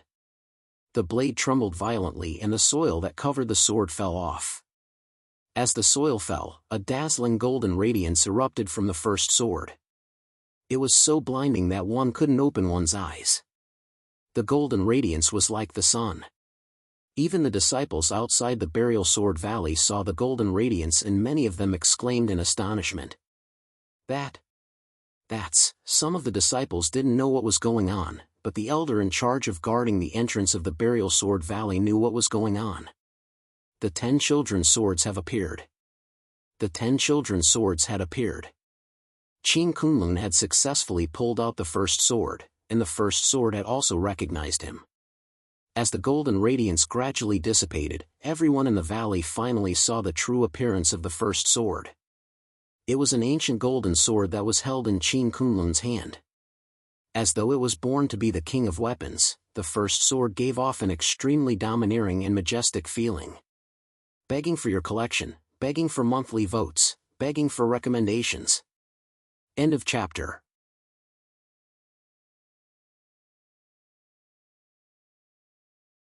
Chapter 2262. Being held in Qin Kunlun's hand, the first sword was extremely obedient at this moment. It was clear that Qin Kunlun had obtained the approval of the first sword. Being held in Qin Kunlun's hand, the first sword was extremely obedient at this moment. It was clear that Qin Kunlun had obtained the approval of the first sword. Even though he was covered in blood, Qin Kunlun was indeed very excited to obtain the approval of the first sword. He could not help but laugh out loud. In order to make the first sword endure, Qin Kunlun had indeed exhausted all means, but he had succeeded in the end. However, before the crowd could feel touched and happy for Qin Kunlun, Li Suifeng walked to the side of the second sword and casually pulled it out. Moreover, the second sword did not resist at all during the whole process, let alone create such a big commotion like the first sword. It is said that the 10 child swords have spirituality. Is the second sword broken? Seeing Li Suifeng pull out the second sword so easily, a core disciple at the side said strangely. It could not be helped. The performance of Qin Kunlun and the first sword was too shocking, so everyone thought that if they wanted to obtain the approval of the 10 child swords, they would need to be like Qin Kunlun. However, Li Suifeng did not care at all. He even casually swung the body of the second sword, shaking off the traitorous disciple that covered the sword. As the traitorous disciple fell, the true appearance of the second sword also appeared in front of everyone. Compared to the first sword, the first impression that the second sword gave was that it was ordinary. Yes, that's right, it was ordinary. There was nothing outstanding about it at all. Any long sword on the street was similar to the second sword. The sword hilt was ordinary, the sword body was ordinary, and there was not the slightest trace of sword aura. The second sword, which was ranked second among the 10 child swords, was so ordinary. This was unexpected. If it were not for Shaochen confirming that the sword token of the 10 child swords was not missing, the other core disciples would have thought that the sword token of the second sword had disappeared. However, compared to the others, Li Suifeng was extremely satisfied with the second sword. He gently stroked the body of the second sword and laughed softly. Not bad, not bad. You are as lazy as me. I know that you are too lazy to move. In fact, the second sword is pretty good, don't you think so? Too lazy to move? Hearing Li Suifeng's words, the surrounding crowd revealed a helpless expression. Second sword had the same personality as Li Suifeng? Impossible, how could a sword be as lazy as Li Suifeng? However, just as everyone was secretly clicking their tongues because of Li Suifeng's words, Qin Kunlun held the first sword in his hand and fiercely slashed it towards Li Suifeng without any warning. He said with a smile, "Junior brother Li, let senior brother help you try and see if the second sword is as lazy as you. Or is it just an undeserved reputation?" Although Li Suifeng was lazy, his strength was not to be underestimated. However, the second sword was ordinary and did not look like a peerless treasure sword at all. In the face of Qin Kunlun's sudden attack, Li Suifeng did not bat an eyelid. He also slashed out with his sword. Then, the second sword and the first sword collided fiercely. When the two swords collided, a rich golden light and sharp sword qi immediately gushed out from the first sword.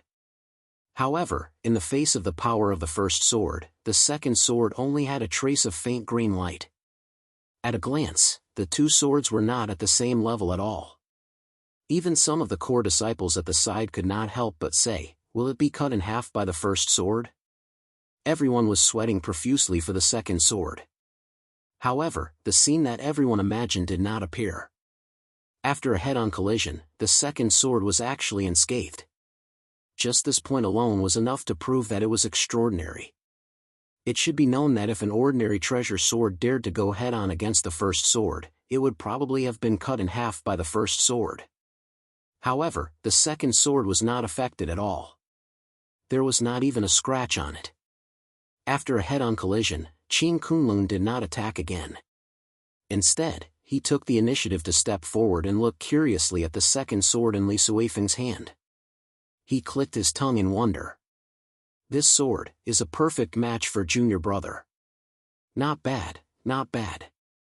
It's definitely not inferior to my first sword." Qin Kunlun's eyesight was very sharp. He quickly saw that although the second sword was not obvious, it was not inferior to the first sword at all. Perhaps it was because of Li Suifeng's words that it was not bad to be the second sword. In the face of Qin Kunlun's praise, Li Suifeng pursed his lips helplessly and said, "I say, senior brother, can you not suddenly attack in the future? It's so scary." Qin Kunlun and Li Suifeng both received the recognition of the 10 children's swords. Next, Lu Qingyao, Zhang Mingfeng, Xiao Luan and the others all tried. In the end, the 10 children's swords also acknowledged them one after another. The recognition of the 10 children's swords also meant that the former 10 disciples of the sword sect had returned once again. Xiaochen, who had been watching this scene, smiled even more brightly at this time. It had to be said that Qin Kunlun and the others' performance made Xiaochen very gratified. They did not waste the sword sect's great efforts in nurturing them, nor did they waste the various cultivation resources and cultivation mystic realms provided by the sword sect every month. The 10 children's swords had all recognized their masters, so the selection of the 10 disciples of the sword freaks should also be announced. But before that, Xiaochen still had something to give everyone. Xiaochen took out 10 sets of silver-white brocade robes from his storage ring and said with a smile, "These are the robes of the 10 disciples of the sword freaks." With that, Xiaochen handed the brocade robes to Qin Kunlun and the others. Seeing the brocade robes in the hands of Qin Kunlun and the others, some of the core disciples at the side quickly recognized them. "These are brocade robes?" Brocade robes were not ordinary robes. It would not be an exaggeration to say that they were precious treasures. Even with the current financial resources of the sword sect, it was not easy to obtain brocade robes. In the entire sword sect, only Xiaochen and the various deputy sect leaders could afford to wear brocade robes. But now, Xiaochen actually gave each of the 10 disciples of the sword freaks a set of brocade robes. In the great wide world, brocade robes were extremely famous. It was not that brocade robes were difficult to make, but that in order to make brocade robes, it required extremely precious materials such as enlightenment stones. Moreover, the materials required to make each brocade robe were enough to make a first-rate faction go bankrupt. A single embroidered jade robe was enough to make a first-rate force go bankrupt. One could imagine how expensive it was. They did not expect Xiaochen to be so generous. But from this, it could be seen that Xiaochen, or rather, the entire upper echelon of the sword sect, valued the 10 disciples of the sword freaks to the point that they even gave out brocade robes. Seeing Qin Kunlun and the others put on the brocade robes one after another, the core disciples who did not make it into the top 10 revealed unconcealable looks of envy in their eyes. Begging for collection, begging for monthly votes, begging for recommendations. End of chapter.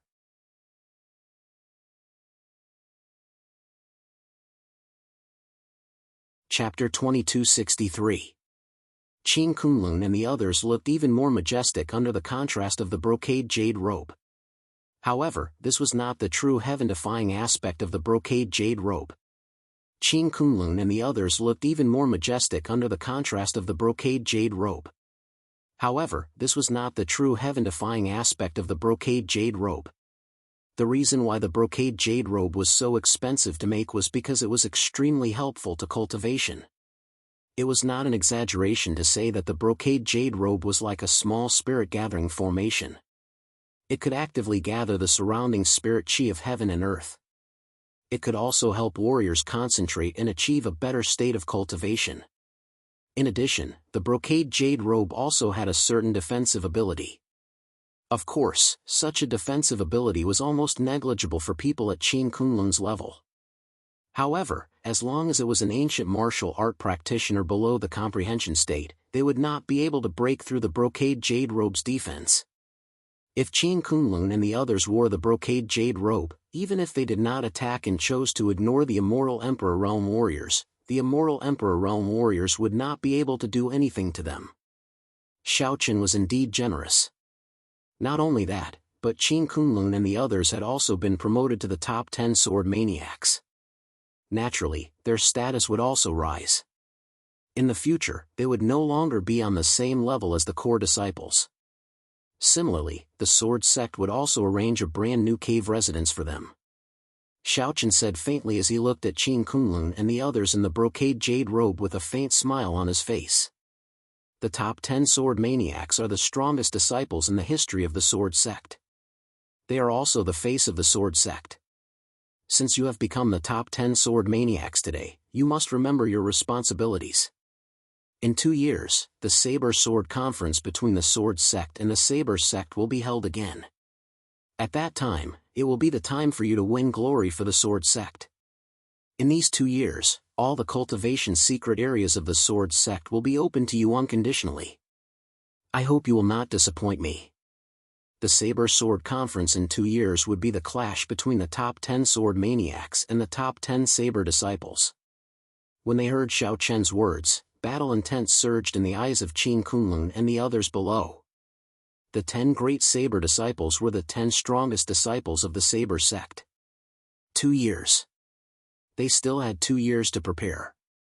Xiaoqian revealed a faint smile when he sensed the fighting intent in the eyes of Qin Kunlun's group. Without further ado, he asked Sangxing to arrange a new cave residence for the 10 of them. After which, Xiaoqian directly left. The confirmation of the top 10 sword freaks caused a huge uproar in the sword sect. Of course, Qin Kunlun and the others had also become the idols of many disciples in the sword sect. At this time, wherever they went, they could feel the envious gazes of many disciples. It couldn't be helped. The treatment given to the top 10 sword freaks by the sword sect was simply too generous.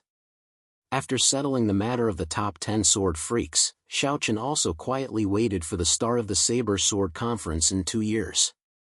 Although he had not seen the strength of the top 10 saber disciples with his own eyes, Xiaoqian believed that Qin Kunlun and the others would not disappoint him. After this selection, Xiaoqian knew that the sword sect was indeed full of crouching tigers and hidden dragons. The disciples were indeed very good.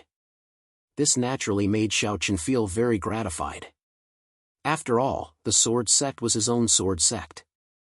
As the leader of the sword sect, Xiaoqian naturally hoped that the sword sect could become stronger. Qin Kunlun and the others were actively preparing for the Saber Sword Conference in 2 years. Xiaoqian did not slack off either. He also worked hard every day in his cultivation. On the path of martial arts, if one did not advance, one would fall behind.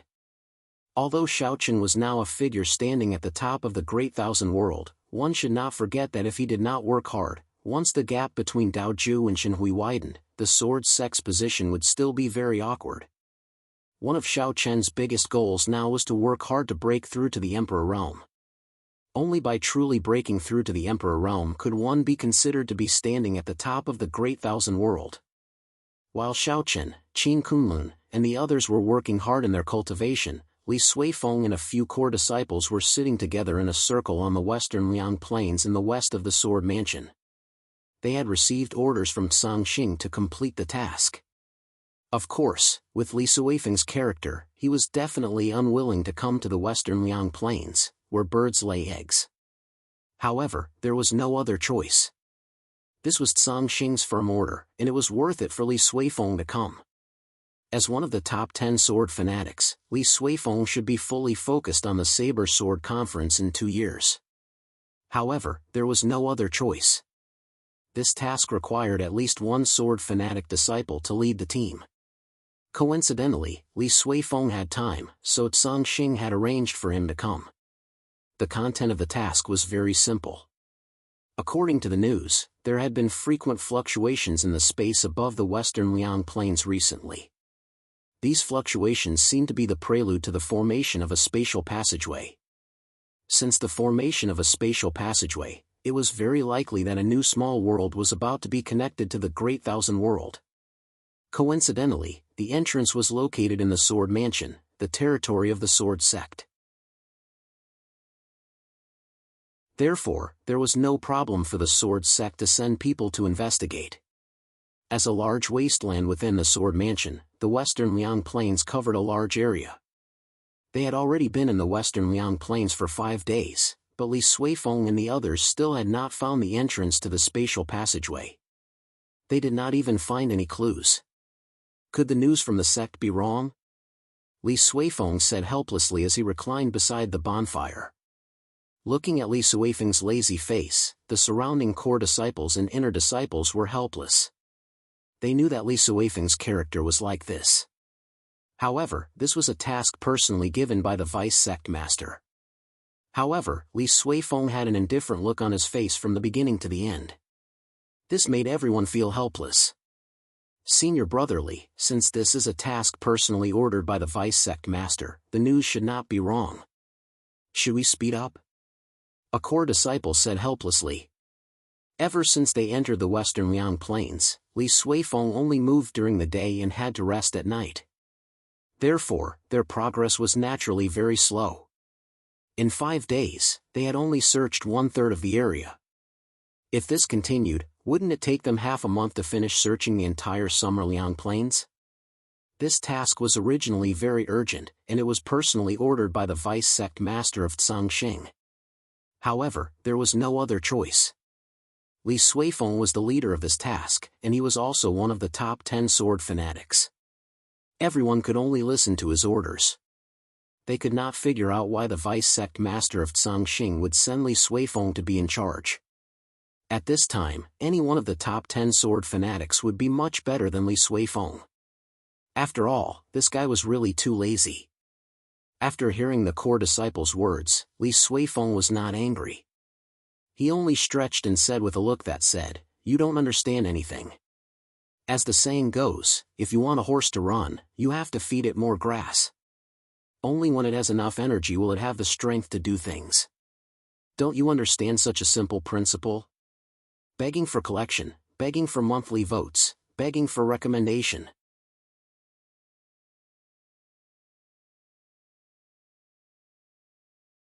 Chapter 2264. Saying that, Li Suifeng stretched his back comfortably and closed his eyes, as if he had fallen asleep.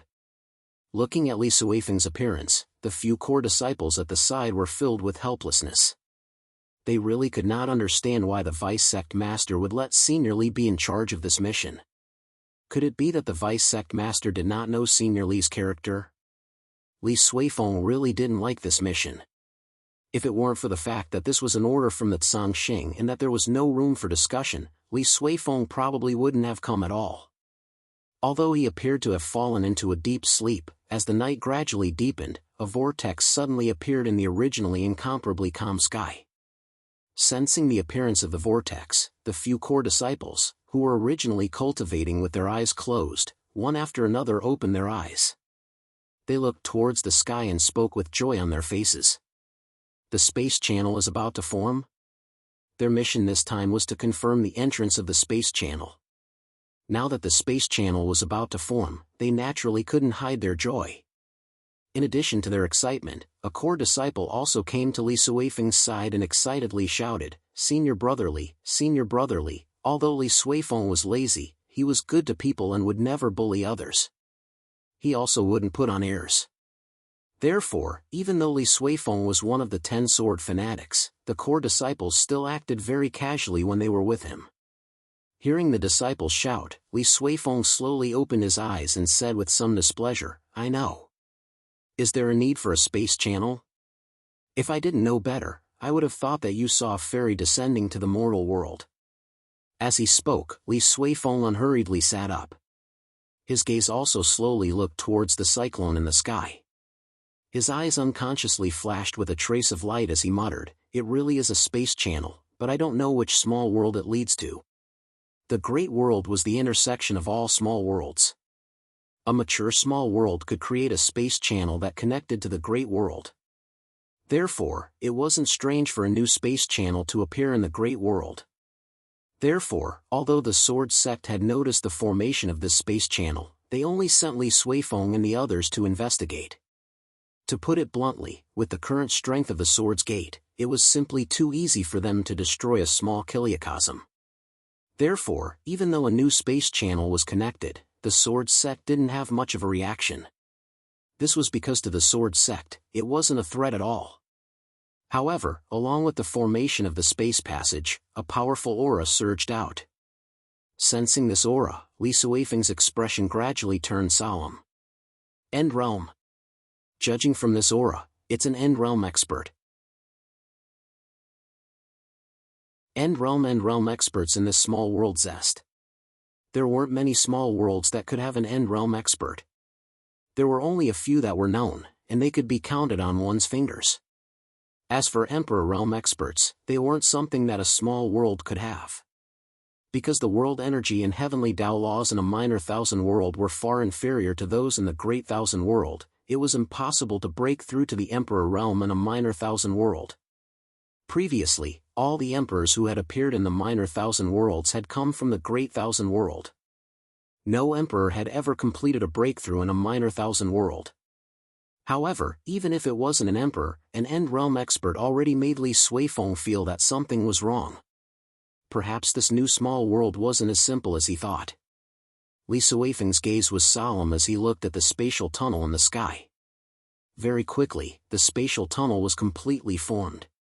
At the same time, dozens of warriors wearing the same uniform walked out of the spatial tunnel in a single file. Their leader was a skinny old man.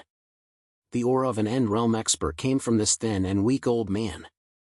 Once they entered the Great World, a look of excitement appeared on their faces. A middle-aged man couldn't help but excitedly say to the old man in the lead, Old ancestor, the spiritual energy of this world is really dense. That's right. It's much stronger than our flaming wind world. From the words of this group of people, it was not difficult to deduce that the small thousand world they were in was a place called the flaming wind world. This flaming wind world had obviously never appeared in the great thousand world, and it was very likely that it had just connected to the great thousand world. Therefore, this group of people didn't know much about the great world and didn't know how terrifying it was. While these people were chatting, the old man in the lead quickly noticed Li Suifeng, who was not far away. His gaze fell on Li Suifeng, and a look of surprise flashed across the old man's eyes. He said, To have the cultivation of great perfection of the comprehension realm at such a young age, this, as an End Realm expert, the old man could easily see Li Suifeng's cultivation. However, what shocked him was Li Suifeng's age. He could tell that Li Suifeng was definitely not young. To be able to reach the great perfection of the comprehension realm at such a young age, such a genius was unheard of in the flaming wind world. Immediately, the old man led his people towards Li Suifeng. Soon, the two sides met. Looking at Li Suifeng, the old man said with a smile, Little guy, your talent is not bad. Perhaps it was because he loved talents, but looking at Li Suifeng in front of him, the old man actually had the thought of taking him under his wing. With Li Suifeng's cultivation, breaking through to the End Realm was definitely not a problem. If he could become his disciple, then their Yanling sect would have two heroes in the future. With two End Realm experts in charge, the Yanling sect would be able to rise to the top of the Flaming Wind world. Thinking of this, the old man's mind became active. However, Li Suifeng said with an indifferent attitude, "Let's not talk about this first. Let me ask you, what is the world you are in?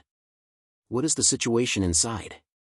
Li Suifeng's mission was to find out where this spatial tunnel led to and which small world it was connected to. As for the old man's praise for him, Li Suifeng did not care about it at all. What a joke, as one of the top 10 disciples of the Sword Sect, if he did not stay in the Sword Sect, would he run to a sect in a small world? Unless his brain was stuck in a door. Li Suifeng's attitude was indifferent. Facing this, the tall and strong man behind the old man immediately scolded him, "Impudent brat, this is our old ancestor. You better be respectful, or I will skin you alive." This middle-aged man was obviously very angry at Li Suifeng's attitude. However, the moment he said this, the faces of the core disciples behind Li Suifeng also darkened. They also shouted angrily, "You are the impudent one, this is our senior brother Li, begging for collection, begging for monthly votes, begging for recommendations." End of chapter.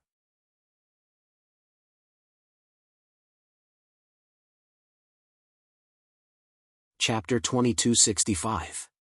Although the old man was an End Realm expert and there were two Dao Realm experts behind him, even then, the few Sword Sect core disciples didn't fear him at all. Although the old man was an End Realm expert and there were two Dao Realm experts behind him, even then, the few Sword Sect core disciples didn't fear him at all.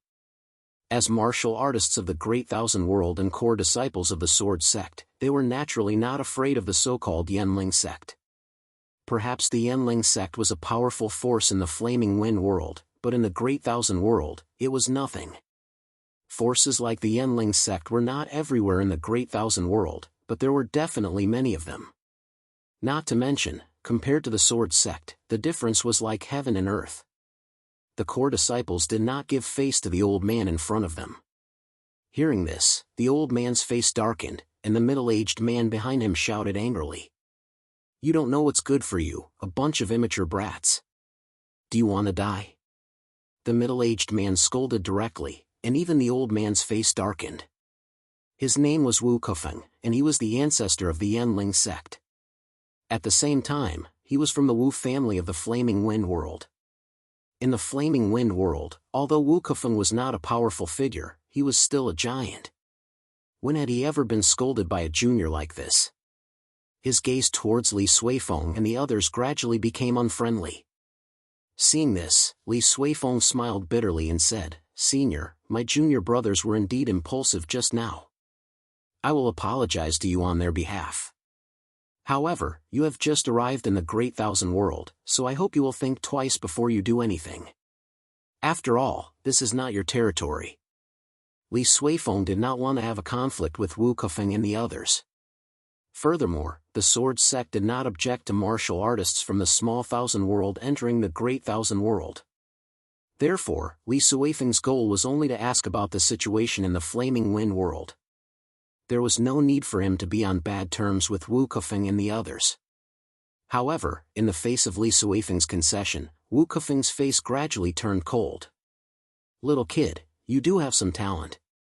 However, if you think that you are on the same level as me, then you are wrong. Since you have done something wrong, then you naturally have to be punished. Beggar, slap him." As Wu Kufeng's voice sounded out, the tall and strong man behind him sneered and replied. After which, he took a step forward and immediately attacked the few core disciples behind Li Suifeng. Upon seeing this, the few core disciples also unsheathed their swords and prepared to meet the enemy. The tall and strong man's cultivation was no match for them. He had already reached the Dao realm perfection stage. The core disciples were clearly no match for him. Therefore, the tall and strong man was not nervous at all when he saw the top disciples. Instead, he smiled disdainfully. "Humph, you don't know what's good for you. Do you think you can stop me?" As he spoke, the tall and strong man directly slapped out with his palm. However, at the last moment, Li Suifeng suddenly appeared in front of the few of them and slashed out with his sword. The tip of the sword and the palm fiercely collided. Immediately, Li Suifeng was forced back a dozen steps while the tall and strong man did not move at all. Obviously, Li Suifeng was at a disadvantage. However, this was already enough to shock the tall and strong man. Li Suifeng's cultivation was only at the Tao realm perfection stage. However, he was actually able to block his palm. Moreover, looking at Li Suifeng's appearance, other than being forced back, he did not seem to be injured. A person at the Tao realm perfection stage could challenge an expert at the Tao realm perfection stage? This was obviously beyond the tall and strong man's knowledge. However, after the shock, he was enraged. In the tall and strong man's opinion, Li Suifeng had made him lose face. Immediately, he prepared to slap out again. Upon seeing this, Li Suifeng said indifferently, "I have already reminded all of you that it is best to think thrice before you act. Otherwise, the consequences will be unimaginable." Li Suifeng was not the tall and strong man's opponent. However, with his ability, if Li Suifeng insisted on leaving, the tall and strong man would definitely not be able to stop him. However, there was still Wu Kefeng at the side. He was the biggest threat. Moreover, Li Suifeng did not intend to leave. Because once he left, what would happen to the juniors behind him?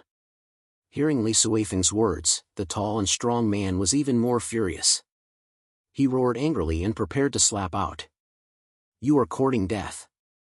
However, at the last moment, Wu Kefeng suddenly opened his mouth and said, "Beggar, stop." Hearing Wu Kefeng's words, the tall and strong man angrily stopped his actions. Li Suifeng looked directly at Wu Kefeng and said, "Senior, we do not have any ill intentions. As the space tunnel between the two worlds has just been connected, I came here under the orders of my sect. I hope that Senior will not make things difficult for us." Since he was inferior, Li Suifeng seemed to have chosen to take a step back. However, his tone was neither servile nor overbearing. However, the few core disciples at the side were all burning with anger. They were disciples of the Sword Sect. Not to mention a mere End Realm expert. Even if another End Realm expert came, it was nothing to the Sword Sect. One must know that the Sword Sect now had more than 20 End Realm experts, not to mention the existence of the Emperor Realm Old Ancestor Junwuya. Li Suifeng's retreat made the few disciples furious. However, Li Suifeng fiercely glanced at them, indicating for them to not speak. Li Suifeng really did not want to become enemies with Wu Kefeng and the others. Unfortunately, his good intentions were not accepted by Wu Kefeng. Hearing Li Suifeng's words, Wu Kefeng laughed out loud. "Haha, not bad, not bad. To be honest, I have lived for so many years and have never seen such an outstanding junior like you. How about this? I will not make things difficult for you. Withdraw from your current sect and become my disciple. I will let bygones be bygones. In the future, I will teach you a peerless technique to help you break through to the End Realm. How about that?" Hearing Wu Kefeng's words, the few core disciples could not take it anymore. They immediately shouted angrily, "Old thing, who do you think you are? Our senior brother Li is one of the top 10 sword maniacs in the Sword Sect. You want to take our senior brother Li as your disciple?" This Wu Kefeng was getting more and more reckless. They could let bygones be bygones, but now, he actually wanted Li Suifeng to withdraw from the Sword Sect and become his disciple. The few core disciples were furious. Even Li Suifeng helplessly spread out his hands and said, "So, there is no room for discussion?" Li Suifeng repeatedly gave in, but Wu Kefeng did not back down at all. This made Li Suifeng completely lose his patience. Although they were no match for Wu Kefeng, one could not forget that this was the Sword Sect's territory. Wu Kefeng and the others were probably used to being arrogant in the Flame Wind world. They did not realize that this was the Great Thousand World and not their Flame Wind world. To survive here, they had to follow the rules of the Great Thousand World. They also had to remember that there were some people they could not offend. Begging for collection, begging for monthly votes, begging for recommendations. End of chapter.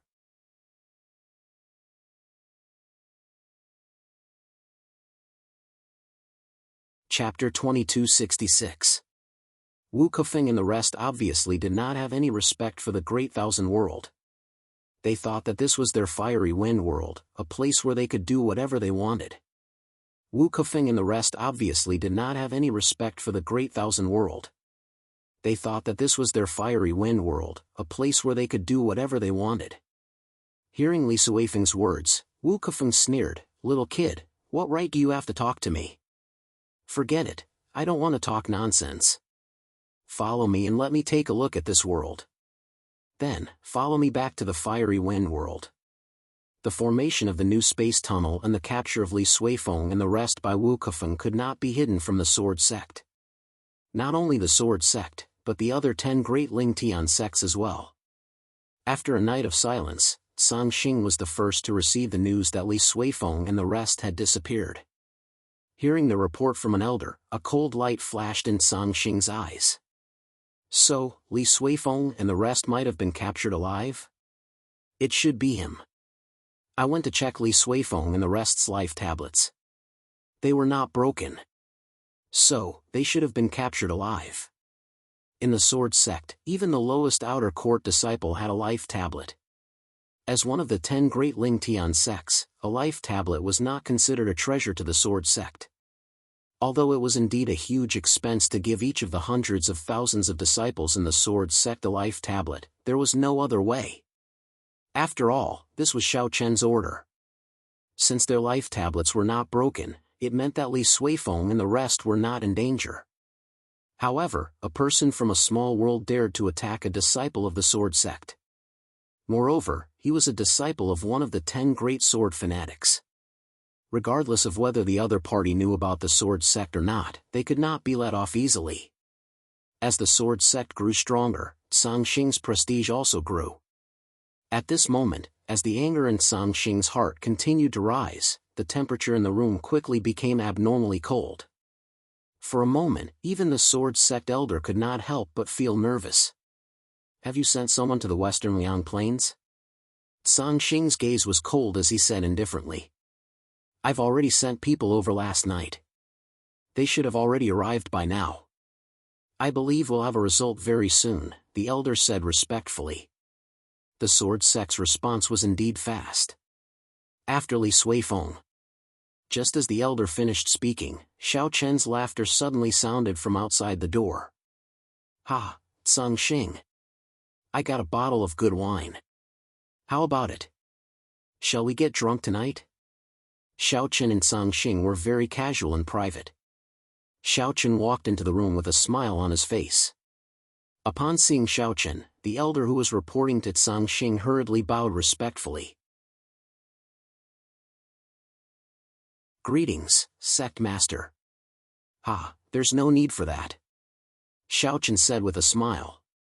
It was obvious that Xiao Chen was in a good mood. Seeing this, Song Xing said somewhat helplessly, "Sect Master, something happened to Li Suifeng." It was obvious that Xiao Chen didn't know about what happened in the Western Liang Plains. Or rather, Xiao Chen didn't pay much attention to it. He heard that there were signs of a space channel connecting to the Western Liang Plains, but Xiao Chen directly handed this matter to Song Xing. As the leader of the Sword Sect, if Xiao Chen had to pay attention to a mere space channel, wouldn't Xiao Chen be exhausted to death? Therefore, Xiao Chen didn't hear about what happened to Li Suifeng at all. When he heard Song Xing's words, Xiao Chen sat down on the main seat with a smile on his face. Song Xing also took the initiative to stand below Xiao Chen. Xiao Chen tapped his finger on the chair's armrest and said with interest, "I said I wanted to have a drink with you. It seems like it's not the time. Tell me, what happened to Li Suifeng?" "Sect Master, it's about the Western Liang Plains." "That space channel?" Xiao Chen asked with a smile.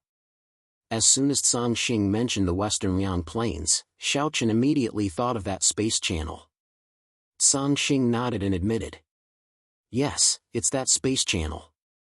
Originally, he told Xiao Chen about how he sent Li Suifeng to the western Liang Plains. Xiao Chen's smile widened, but it also gave off a playful look. In that case, Li Suifeng and the rest were captured alive. Do you know where Li Suifeng is now? I don't know for now. Song Xing replied truthfully. But before he finished his sentence, a voice transmission talisman entered Song Xing's mind. After reading the message, Song Xing's eyes glinted in a strange glint. Sect Master, I've found them. Li Suifeng and the rest were indeed captured alive. They just entered Tong City.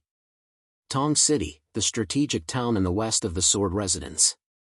Xiao Chen still remembered the city like it was yesterday. He didn't expect Li Suifeng and the rest to be brought here. The Sword Sect had found the whereabouts of Li Suifeng and the rest.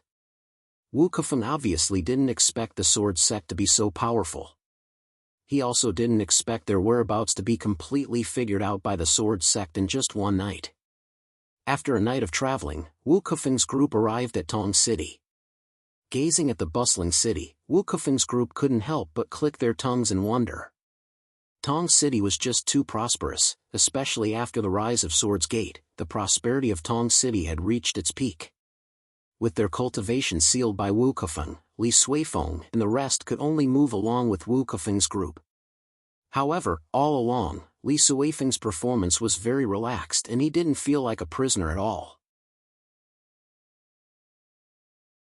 Perhaps sensing Li Suifeng's relaxed demeanor, a beautiful middle-aged woman unconsciously came to Li Suifeng's side and asked curiously, "Little brother, you don't seem to be nervous at all. This isn't the attitude a prisoner should have." This beautiful woman was also an expert from the Flame Spirit sect. She was another Dao Realm expert in Wu Kefeng's group. Upon hearing her words, Li Suifeng smiled and said, "There's nothing to be nervous about because the people from my sect will be here soon. I just hope that you won't be nervous then." Li Suifeng naturally wasn't nervous. This was the Sword Sect's territory and he wasn't worried that Wu Kefeng's group would pose any threat to him. However, upon hearing this, the beautiful woman said in disbelief, "Since last night, we have already traveled for tens of thousands of miles. Even if your sect wants to find you now, I'm afraid they won't be able to. However, the Great Thousand World is really big." The beautiful woman thought that after traveling for an entire night, they had already left Li Suifeng's sect. However, if she knew that they hadn't even left the Sword Sect's territory, let alone left the Sword Sect's territory, she wondered how they would feel. Upon hearing the beautiful woman's words, one of the core disciples beside Li Suifeng said with a look of disdain, "Ridiculous. Begging for collection, begging for monthly votes, begging for recommendations." End of chapter.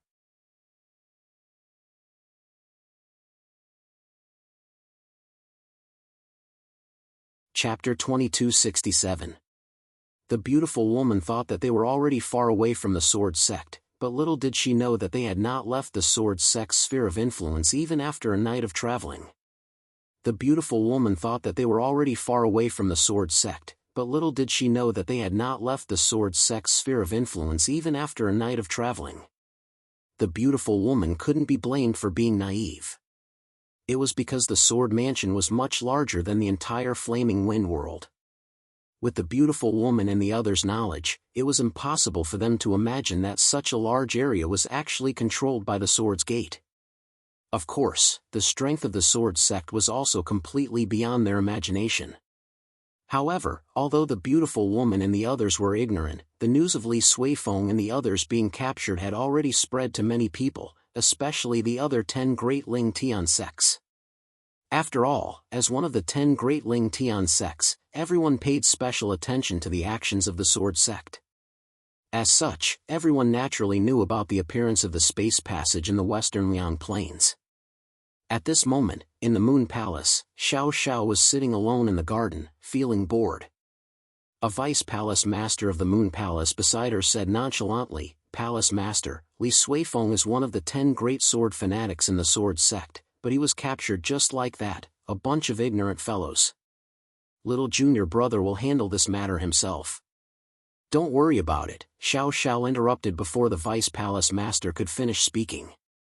Apart from the Moon Palace, even the shrines, who were not on good terms with the Sword Sect, had heard the news. After hearing the news, Shenhui said with a faint smile on his face. That's why people say that frogs at the bottom of a well are really funny sometimes. They have just arrived in the Great Thousand World, but they actually dared to capture a disciple of the Sword Sect alive. These people from the Minor Thousand World really don't know what's good for them. Haha, interesting, interesting. These people from the Minor Thousand World are really interesting, Dao Ju from the Saber Sect said with a loud laugh. The rest of the 10 Great Ling Tian sects knew about Li Suifeng's capture, but everyone's attitude was surprisingly consistent. That was, Wu Kefeng and the others were asking for trouble. Regardless of whether they were friendly or hostile with the Sword Sect, even the Heavenly Sect felt that Wu Kefeng's group was courting death. There was no helping it. The difference in strength between the two sides was too great. Not to mention Wu Kefeng's group, even if the entire Flaming Wind Realm worked together, they probably wouldn't be able to put too much pressure on the Sword Sect. Everyone was waiting to watch a good show, but Wu Kefeng and the others were oblivious to it. At this moment, they were still immersed in the bustling streets of Tong City. After visiting 2 streets in Tong City, Wu Kefeng and the others were very excited about the prosperity and size of Tong City and the various treasures sold on the streets. Putting everything else aside, the various treasures sold in the shops on both sides of the streets of Tong City were absolutely priceless in the Flame Wind Realm. However, they were openly sold in the shops here. Moreover, looking at these people, they didn't seem to find anything strange about it. Moreover, as they strolled around Tong City, Wu Kefeng and the others also discovered that the martial artists in Tong City seemed to be very respectful to Li Suifeng and the others. No matter which shop they went to, as long as they saw Li Suifeng and the others, the shopkeeper would personally come out to greet them. Moreover, the shopkeeper's attitude was also respectful and could even be said to be flattering. Wu Kefeng and the others naturally didn't know that the reason these people were so respectful to Li Suifeng and the others was entirely because they were wearing the Sword Sect's disciple uniform. In the Sword Mansion, or even the entire Great Thousand World, this uniform represented a kind of identity. The funny thing was that Wu Kefeng and the others didn't know anything about it. No matter how stupid a person was, they could see that there was definitely something wrong with it. Therefore, after strolling around, they came to a restaurant to rest for a while. After asking for a private room and taking a seat, Wu Kefeng looked at Li Suifeng and the others and asked curiously, "Are you from this city?" He didn't think that Li Suifeng and the others were the disciples of some big family in this city. Otherwise, why would the shopkeepers be so respectful to them? However, when he heard this, Li Suifeng smiled faintly and said, "No." Li Suifeng and the others were naturally not from Tong City. Their family was very far from Tong City, and their influence didn't cover Tong City. Hearing this, Wu Kefeng was somewhat puzzled. If that's the case, why are the shopkeepers so respectful to you? Wu Kefeng finally realized that something was wrong. At the same time, outside the restaurant, Xiaochen, Nangong Guan, Zhou Song, Wu Huan, and a group of experts from Tong City's City Lord Mansion strode into the restaurant. Seeing Xiaochen and the others, the shopkeeper of the restaurant naturally didn't recognize Xiaochen. However, he recognized the City Lord of Tong City, who was also an elder of the Sword Sect. He quickly greeted them. Seeing this, the City Lord of Tong City, who was following closely behind Xiaochen, said coldly, "Did any Sword Sect disciples appear just now? Where are they? Disciples of the Sword Sect?" Hearing this, the shopkeeper immediately thought of Li Suifeng and the others. He quickly led Xiaochen and the others to the private room on the 2nd floor. At the door of the private room, Xiaochen clearly heard Wu Kefeng's question. He pushed the door open and said with a faint smile, "Because they are disciples of the Sword Sect." Hearing Wu Kefeng's question, Xiaochen answered as he strode into the room. Seeing Xiaochen arrive, Li Suifeng and the others were stunned. They didn't expect the sect master to personally come over for such a small matter. Ignoring Wu Kefeng and the others, several core disciples quickly stood up and bowed. "Greetings, sect master." Xiaochen didn't have any intention of blaming them. His gaze fell directly on Li Suifeng. He could see that Li Suifeng and the others' cultivations had been sealed. Xiaochen couldn't help but smile bitterly. "Li Suifeng, you're slacking off again, aren't you?" Xiaochen's so-called slacking off meant that Li Suifeng didn't resist at all and was captured by Wu Kefeng and the others. In other words, Li Suifeng took the initiative to be captured by Wu Kefeng and the others. Otherwise, as one of the 10 sword maniacs, even if Wu Kefeng was an End Realm expert, it wouldn't be easy for him to capture Li Suifeng. Putting aside Li Suifeng's own strength and cultivation, he had many life-saving treasures given by the sword sect. With these treasures, if Li Suifeng wanted to leave, Wu Kefeng probably wouldn't be able to stop him. It could be said that the Sword Gate had armed the 10 disciples of the Sword Freak to the teeth. Every disciple of the Sword Freak had countless tricks up their sleeves. That was why Xiaochen had said that Li Suifeng had been slacking off so easily. Hearing Xiaochen's words, Li Suifeng smiled bitterly and said, "Sect Master, if I were to leave, what would happen to my junior brothers? Therefore, I had no choice but to do this." "You brat, you don't need to give me these excuses. Go back to the Cliff of Reflection and reflect for a year." Hearing this, Xiaochen scolded with a smile. Begging for collection, begging for monthly votes, begging for recommendations. End of chapter.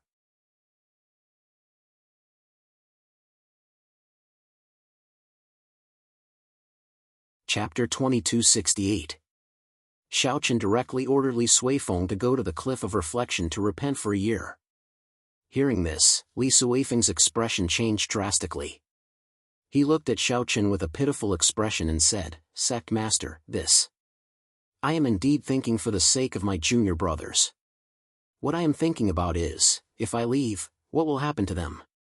Xiaochen directly ordered Li Suifeng to go to the Cliff of Reflection to repent for a year. Hearing this, Li Suifeng's expression changed drastically. He looked at Xiaochen with a pitiful expression and said, "Sect Master, this. I am indeed thinking for the sake of my junior brothers. What I am thinking about is, if I leave, what will happen to them?" Li Suifeng still wanted to defend himself and make Xiaochen change his mind. After all, the Cliff of Reflection was simply too boring. With Li Suifeng's temperament, staying there for a year would cost him his life. However, facing Li Suifeng's defense, Xiaochen said indifferently, "You are one of the 10 sword sect's sword fanatics. Don't you think that you are a disgrace to the sword sect if you are captured alive? As for your junior brothers, do you think they would dare to kill them? If that is the case, I will bury the entire Flame Wind realm with them." Li Suifeng's excuse was not valid in Xiaochen's eyes. Would Wu Kefeng and the others dare to kill the sword sect's disciples? Even if they dared, with Xiaochen's temperament, he would definitely destroy the Flame Wind realm to pay for these core disciples' lives. This was the current power of the sword sect. "If you kill my disciples, I will destroy your realm." These words were indeed very arrogant, especially in the ears of Wu Kefeng and the others. It was simply too arrogant. The Flame Wind realm was a minor world. How could it be destroyed just like that? Immediately, the tall and strong man sitting beside Wu Kefeng stood up angrily and shouted, "Arrogant words! You are courting death." The tall and strong man's temper was indeed a little fiery. However, after hearing his words, Xiaochen did not even look at him. He only indifferently said, "Noisy." Then, he directly pointed at him. The blood-red light flashed and headed straight for the burly man. Faced with Xiaochen's finger, the burly man instantly felt his hair stand on end. An extreme aura of death instantly enveloped him. He wanted to dodge, but for some reason, Xiaochen's aura had locked onto him. The tall and strong man discovered that he couldn't even move. It was true that the tall, muscular man had a cultivation base at the Dao realm perfection stage. However, in Xiaochen's opinion, such a cultivation base was simply too weak. In Xiaochen's opinion, the tall and strong man's cultivation level was not as high as the sword sect's elders who were only at the beginner level of Dao realm. The reason for this was because of the difference in their foundations. After all, the Flame Wind world was just a small world. Even if it gave birth to an End Realm expert, it obviously couldn't be compared to the Sword Sect. Just as the tall and strong man was about to be killed by Xiao Chen's finger, Wu Kefeng suddenly moved. He blocked in front of the tall and strong man and punched out, wanting to block Xiao Chen's finger. Wu Kefeng was also at the beginner level of End Realm, the same realm as Xiao Chen. He originally thought that blocking Xiao Chen's attack wouldn't be difficult for him. However, the moment the two of them clashed, Wu Kefeng instantly regretted it.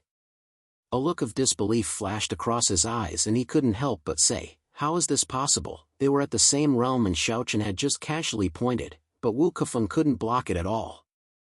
In a head-on clash, Wu Kefeng was instantly sent flying by Xiao Chen's finger.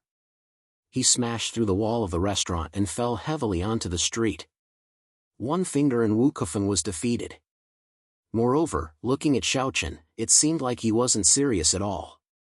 In an instant, the expressions of Wu Kefeng and the others changed, especially the tall and strong man and the beautiful woman. They looked at Xiao Chen with shock and fear in their eyes. Facing everyone's shock, Xiao Chen's expression didn't change at all. With Xiao Chen's current status, defeating a mere Wu Kefeng wasn't a big deal at all. However, before Xiao Chen could say anything, Wu Kefeng, who had been sent flying by the finger attack, immediately shouted, "Run!" With just one finger, Wu Kefeng clearly understood the difference between him and Xiao Chen. They were at the same cultivation level, but their combat strength was worlds apart. He knew very well that if they stayed any longer, Xiao Chen could kill all of them here if he wanted to. Without any hesitation, Wu Kefeng immediately ran out of the city. At the same time, the tall and strong man, the beautiful woman, and the other people of the Flame Spirit sect also fled in all directions. However, Xiao Chen didn't have any intention of chasing after them. Instead, he asked the shopkeeper to arrange a private room for him. At this time, the shopkeeper, who had witnessed the whole process, knew Xiao Chen's identity. He didn't expect that this unbelievably handsome young man in front of him was actually the master of the Sword Sect, one of the giants of the Great Thousand World. After hearing Xiao Chen's words, the shopkeeper was stunned for a long time. In the end, he recovered from his shock when Nangong Guan called out to him. He quickly arranged the most luxurious private room for Xiao Chen and the others. In the private room, Xiao Chen sat on the main seat. Nangong Guan and the others sat beside Xiao Chen.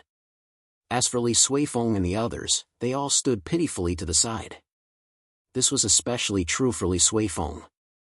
When he found out that he had been captured, Xiao Chen was actually a little unhappy. After all, he was the disciple of the Sword Sect Sword Maniac. Being captured alive so easily by someone from a minor thousand world was indeed a disgrace to the Sword Sect. With a bitter face, Li Suifeng didn't dare to provoke Xiao Chen again. He could only stand obediently to the side. Not long after, Wu Kefeng, the tall and strong man, the beautiful woman, and the others who had fled in all directions were captured and brought to Xiao Chen again. Xiao Chen didn't make a move, but one shouldn't forget that there were many affiliated forces of the Sword Sect in Tong City. Any one of these affiliated forces was much stronger than the Flame Spirit sect. Therefore, Wu Kefeng and the others didn't even manage to escape from Tong City before they were captured alive. When he arrived in front of Xiao Chen again, Wu Kefeng's expression had completely changed. This was because, excluding Xiao Chen, there were no less than 10 End Realm experts in the private room. Of course, apart from Nangong Guan and the others, the rest were all experts of the various affiliated forces of the Sword Sect. There was no need for the Sword Sect to make a move. Just the affiliated forces of the Sword Sect alone were enough to make the Flame Spirit sect feel inferior. After successfully capturing Wu Kefeng and the others, one of the End Realm experts respectfully asked Xiao Chen, "Sect leader, how should we deal with these people?" "There's no rush. Just kneel." Hearing this, Xiao Chen said calmly. He didn't even look at Wu Kefeng and the others. At this time, Wu Kefeng finally knew how terrifying the Sword Sect was. He also finally understood why Li Suifeng wasn't nervous at all after being captured alive. It was because the Sword Sect was just too strong. They were so strong that it exceeded the knowledge of Wu Kefeng and the others. they could casually summon more than 10 End Realm experts. With such strength, not to mention the Flame Spirit sect, even the strongest power in the Flame Wind world didn't have such methods and ability. Begging for collection, begging for monthly votes, begging for recommendations. End of chapter.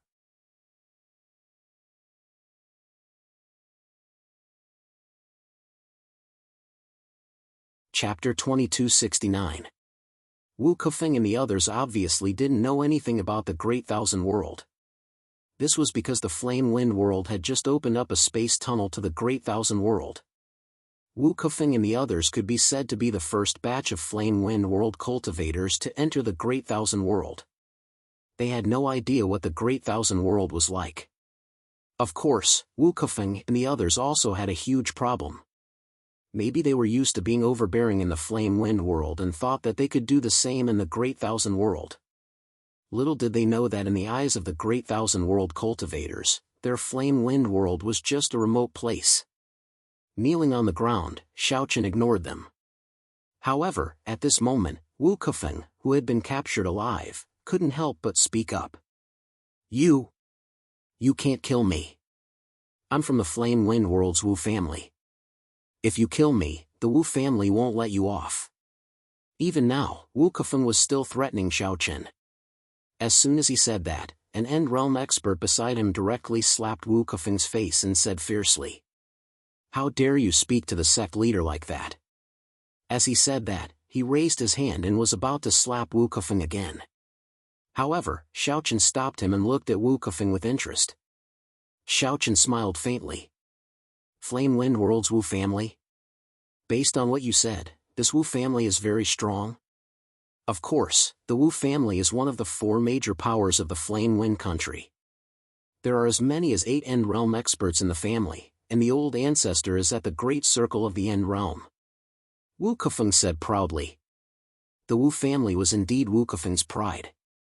However, it was a pity that Wu Kefeng was not a direct descendant of the Wu family. He was just a collateral descendant. Otherwise, he would not have left the Wu family to establish the Flame Spirit sect. However, because Wu Kefeng broke through to the End Realm, he returned to the Wu family proudly and the Flame Spirit sect naturally became a subsidiary power of the Wu family. 8 End Realm experts in a family? He thought that after hearing his words, Xiaochen and the others would be slightly afraid. However, after Wu Kefeng said that, Xiaochen and the others didn't change their expressions at all. 8 End Realm experts? What a joke, End Realm. Not to mention anything else, it was just that Wu Kefeng's eyesight wasn't good enough to see through Nandong Guan and the others' cultivation realms. One must know that the Sword Sect had 20 deputy sect leaders and they were all at End Realm. Their combat strength was at the peak of End Realm. Just the Wu family wasn't enough to scare the Sword Sect. However, Wu Kefeng's words made Xiaochen interested in the Flaming Wind world. According to Wu Kefeng, the Wu family was just one of the 4 major powers in the Flaming Wind world, and there were 8 End Realm experts in the family. From the looks of it, the Wu family's strength should be considered one of the top powers in the Great Thousand World. Xiaochen thought to himself, it looks like this Flame Wind world is not an ordinary small thousand world. Among all the small thousand worlds, the overall strength of this Flame Wind world is probably in the top 3. Of course, this was only in the small Kiliacosm, and naturally could not be compared to the Great Kiliacosm. Not to mention the Great Kiliacosm, just the Sword Gate alone was enough to make the Flame Wind world tremble in fear. Xiaochen was interested in the Flaming Wind realm. He glanced at Wu Kefeng indifferently, then waved his hand and said, "Take him away and return to Sword's Gate together." He wasn't interested in talking nonsense with Wu Kefeng. People of his level didn't have the qualifications to talk to Xiaochen. Wu Kefeng was taken away and put under strict supervision, while Xiaochen ordered some wine and dishes. While drinking, he chatted with Nandong Guan and the others. It looks like this Flame Wind world isn't as simple as we thought. Hearing Xiaochen's words, Nandong Guan smiled and said, "No matter how complicated it is, it's still a small thousand world." She admitted that the overall strength of the Flame Wind world had exceeded everyone's expectations. But so what? In Nangongguan's opinion, no matter how strong the Flame Wind World was, it was still a small thousand world. It couldn't pose any threat to the Sword Sect. She agreed with Nangongguan's words. The Sword Sect did indeed have the confidence to do so. However, Xiaochen smiled and said, "However, I am very interested in this Flame Wind World." Xiaochen expressed his interest in the Flame Wind World. Seeing this, Zhou Song asked in surprise, "Sect Master, don't tell me you want to go to the Flame Wind World personally?" Zhou Song guessed what Xiaochen was thinking, but Xiaochen did not give a clear answer. He just smiled and did not say anything. His cultivation had reached a bottleneck for the time being. It would be difficult for him to make a breakthrough in a short period of time. Therefore, it would be better for him to go out for a walk. Perhaps there would be some unexpected gains. Xiaochen was thinking about going to the Flame Wind World, so he didn't stay in Tong City for long. After an hour, Xiaochen's group, along with Wu Kefeng and the others, returned to the Sword Sect. From Tong City, there was a transmission glyph array that led directly to the Sword Sect, so it was very convenient for everyone to come and go. In the blink of an eye, they appeared in the Sword Sect. As soon as they stepped out of the transmission glyph array, Wu Kefeng and the others were stunned by the scene before them. It was like a world straight out of a painting. Mountain ranges, crevices, and high up in the sky were floating in the air, surrounded by white clouds. From time to time, there were groups of cultivators flying by. What surprised Wu Kefeng and the others the most was the spiritual energy of heaven and earth in the Sword's Gate. Such rich world energy was comparable to the cultivation secret territory of the Flame Spirit Sect. And this was only the periphery of the Sword Sect. How rich would the world energy be in the core area? What about the cultivation secret territory? They didn't expect there to be such a place in the world. This was the holy land of all cultivators' dreams. The strength of a sect could be seen from its mountain gate, and the Sword's Gate's mountain gate was obviously the most impressive mountain gate that Wu Kefeng and the others had ever seen. There was no other. Such a strong sect, this was something that only existed in the imagination of Wu Kefeng and the others. They swallowed their saliva with difficulty. However, at this moment, Sang Xing and the others heard that Xiaochen had returned, so they personally came to welcome him. Another 5 End Realm experts appeared, causing Wu Kefeng's expression to become uglier and uglier. It was hard to imagine how many End Realm experts there were in the Sword Sect. From Tong City till now, Wu Kefeng had seen at least 20 End Realm experts. Wu Kefeng obviously didn't know that if the various subsidiary powers of the Sword Sect were included, the number of End Realm experts was close to 100. Such a number could be said to be 3 times that of the Flame Wind World, and this was just the Sword Sect. However, Wu Kefeng didn't know about all this. When Sang Xing arrived, Xiaochen instructed him to lock Wu Kefeng and the others up. He couldn't let them die, and he couldn't let them escape. Begging for collection, begging for monthly votes, begging for recommendations. End of chapter.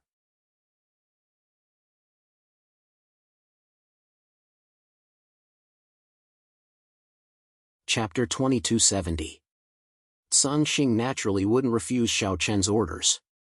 He immediately ordered his men to lock up Wu Kefeng and the others, whose cultivation bases had been sealed, in the dungeon. Sang Xing naturally wouldn't refuse Xiaochen's orders. He immediately ordered his men to lock up Wu Kefeng and the others, whose cultivation bases had been sealed, in the dungeon. Xiaochen didn't kill Wu Kefeng and the others because he planned to let them bring him to the Flaming Wind World.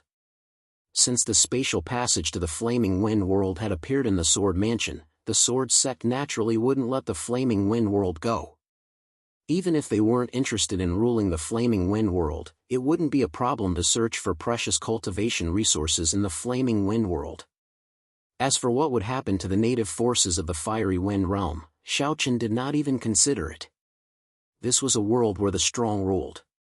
Since the Fiery Wind Realm was not as strong as the Sword's Gate, they would naturally be at the mercy of the Sword's Gate. Wu Kefeng was escorted to the dungeon. Everything he saw along the way was completely beyond his expectations. Therefore, after being locked up in the dungeon, Wu Kefeng couldn't help but ask the elder who escorted him. Old, may I ask if the sword sect is the strongest force in the Great Thousand World? Wu Kefeng originally wanted to say old man, but after thinking about it, he realized that he was already a prisoner, so he didn't have the right to call himself old man.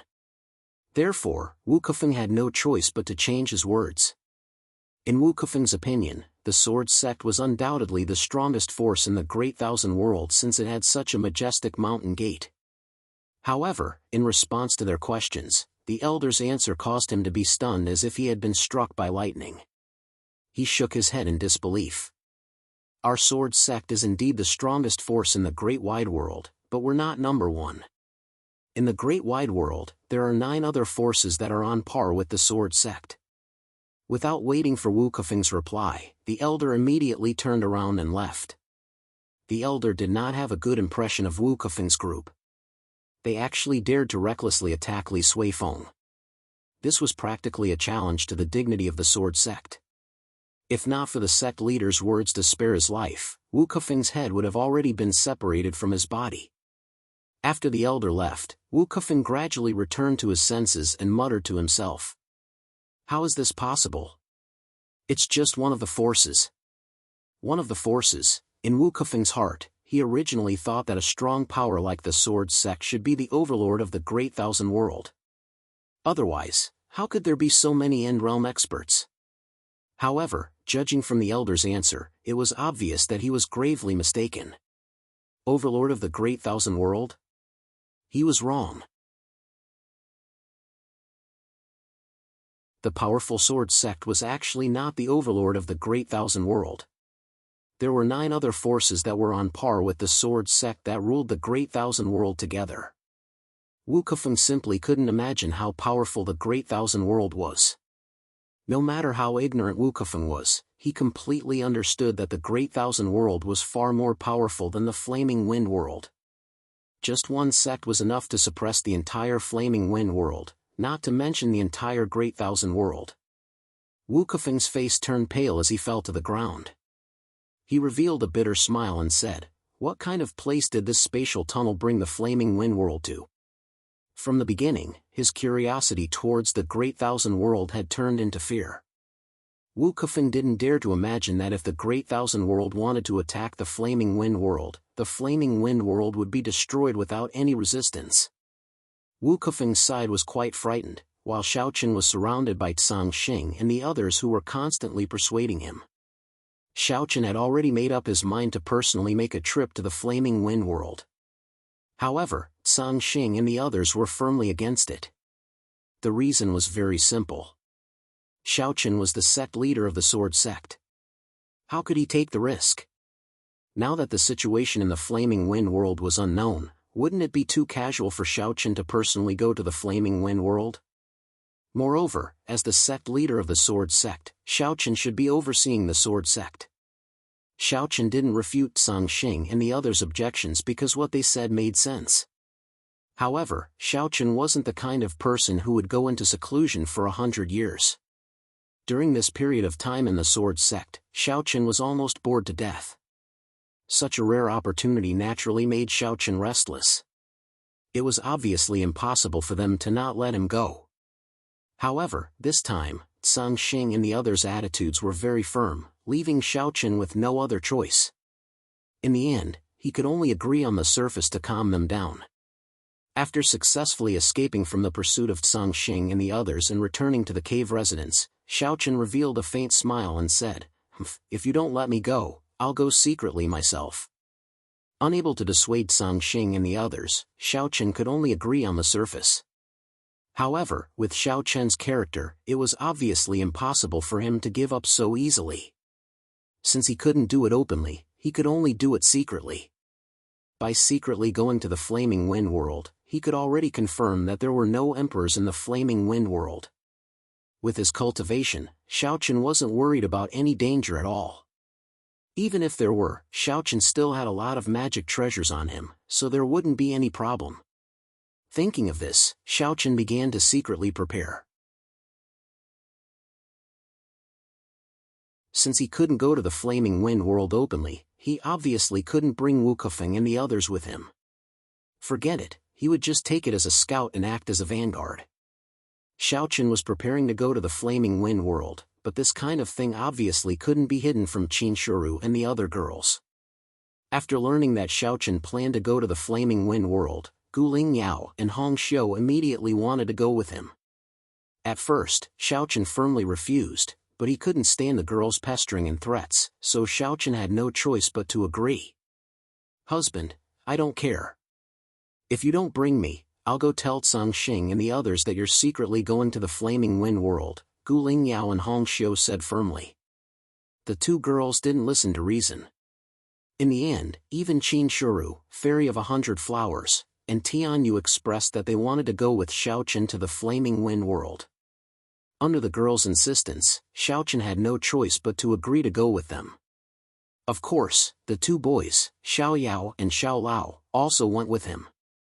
It just so happened that these two boys were at their naughtiest. When they heard that they could go with their parents to play, they were so excited that they couldn't sleep for the whole night.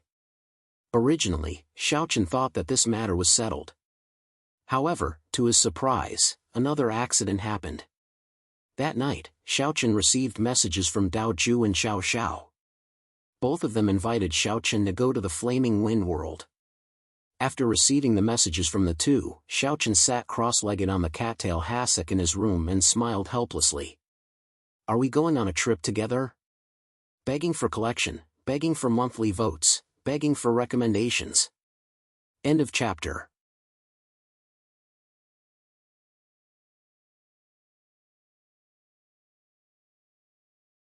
Chapter 2271. Originally, going to the Flame Wind world this time was just a small matter, but who would have thought that so many problems would arise? First, Tsang Xing and the others strongly disagreed with him going to the Flame Wind world. Then, Qinshuru and the other girls coaxed him. Now, it was Dao Ju and Xiao Xiao's turn. Xiaochen felt extremely helpless. Not wanting to cause any more trouble, Xiaochen sent a message to Dao Ju and Xiao Xiao, telling them that Tsang Xing and the others disagreed with him going to the Flame Wind world personally. However, what Xiaochen did not expect was that Dao Ju was like a roundworm in his stomach. He had guessed what Xiaochen was thinking at the first moment. "Brother Xiaochen, don't tell me you want to secretly go to the Flame Wind world? If that's the case, bring me along." Soon, Dao Ju's reply came. Regarding this, Xiaochen was even more shocked that Dao Ju could guess it. However, thinking about it, it was actually not difficult to guess. With his character, he would definitely not give up so easily. Since that was the case, there was no other way other than secretly going there. For one night, Xiaochen, Dao Ju and Xiao Xiao talked for a long time, but the two of them insisted on going to the Flame Wind world no matter what. However, in the end, Xiaochen directly smashed the pot that had nothing to lose. Since the two of them wanted to go, then let them go together. After all, Dao Ju and Xiao Xiao's strength was not weaker than his, and they were not a burden. With the two of them, if anything happened, they could take care of each other. After agreeing on a time, Xiaochen sank into cultivation. After that, he stayed in the sword sect for 3 days. When Tsang Xing and the others saw that Xiaochen did not do anything strange, they gradually relaxed. They were also afraid that Xiaochen would secretly run to the Flaming Wind realm. Therefore, over the past few days, Tsang Xing and the others seemed to be doing it on purpose. They would come to the cave residence to look for him every day. Moreover, they would take turns to come several times a day. Xiaochen was also troubled by this. Fortunately, he had expected this and pushed back the time slightly. This dispelled the doubts of Tsang Xing and the others. Seeing that Tsang Xing and the others were relieved, on the third night, Xiaochen brought Qinshuru and the other girls along with little Xiao Yao and little Xiao Luo and left Sword's Gate under the cover of the night.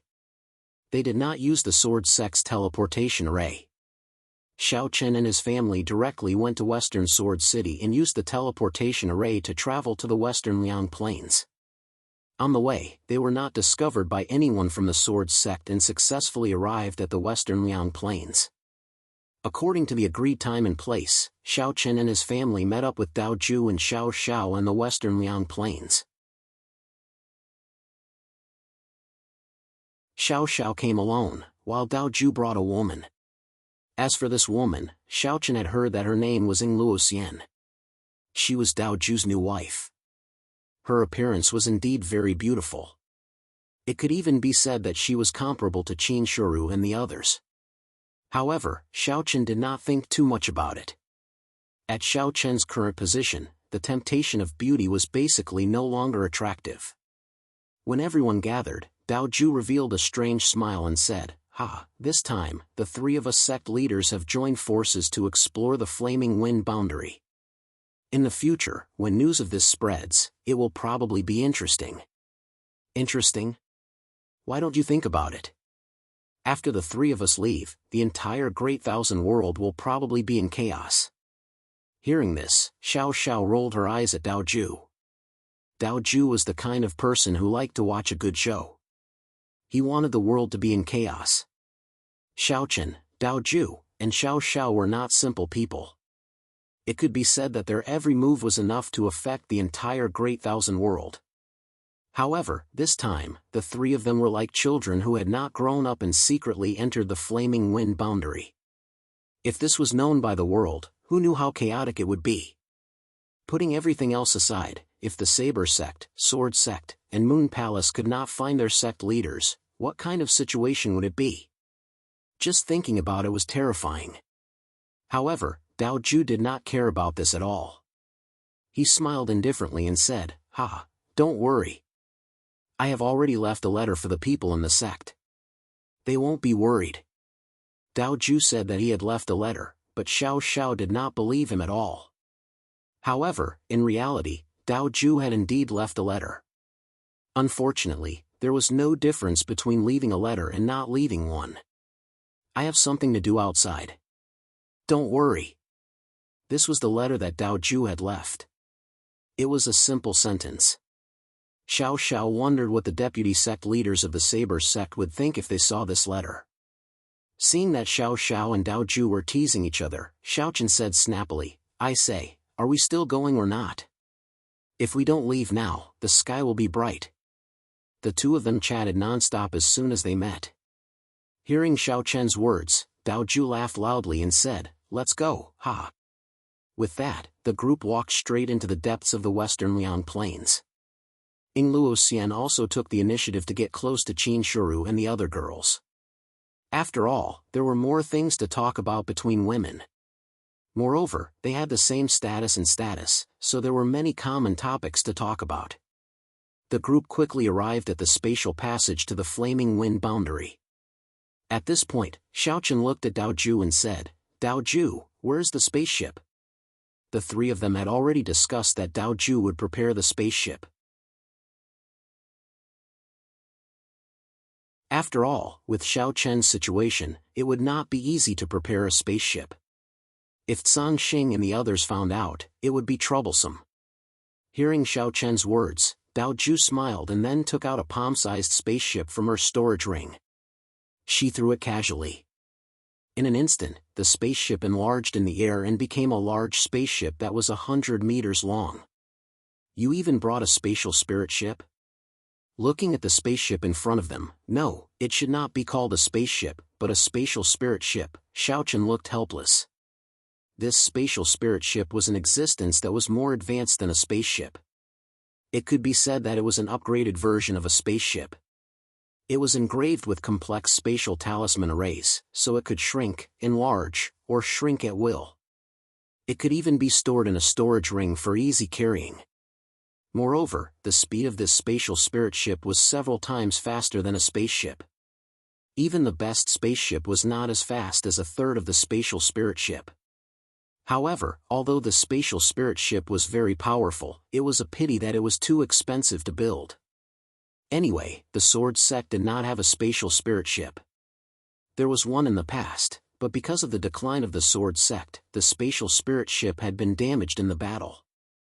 As for the Saber Sect, according to Xiaochen, it seemed that they only had one spatial spirit ship. Moreover, the Saber Sect had spent countless financial and material resources to build it. He did not expect that Dao Ju would bring a spatial spirit ship. This was a little too crazy. Looking at Dao Ju with a strange gaze, Xiaochen joked, "You brought a spatial spirit ship. Aren't you afraid that your old man will beat you?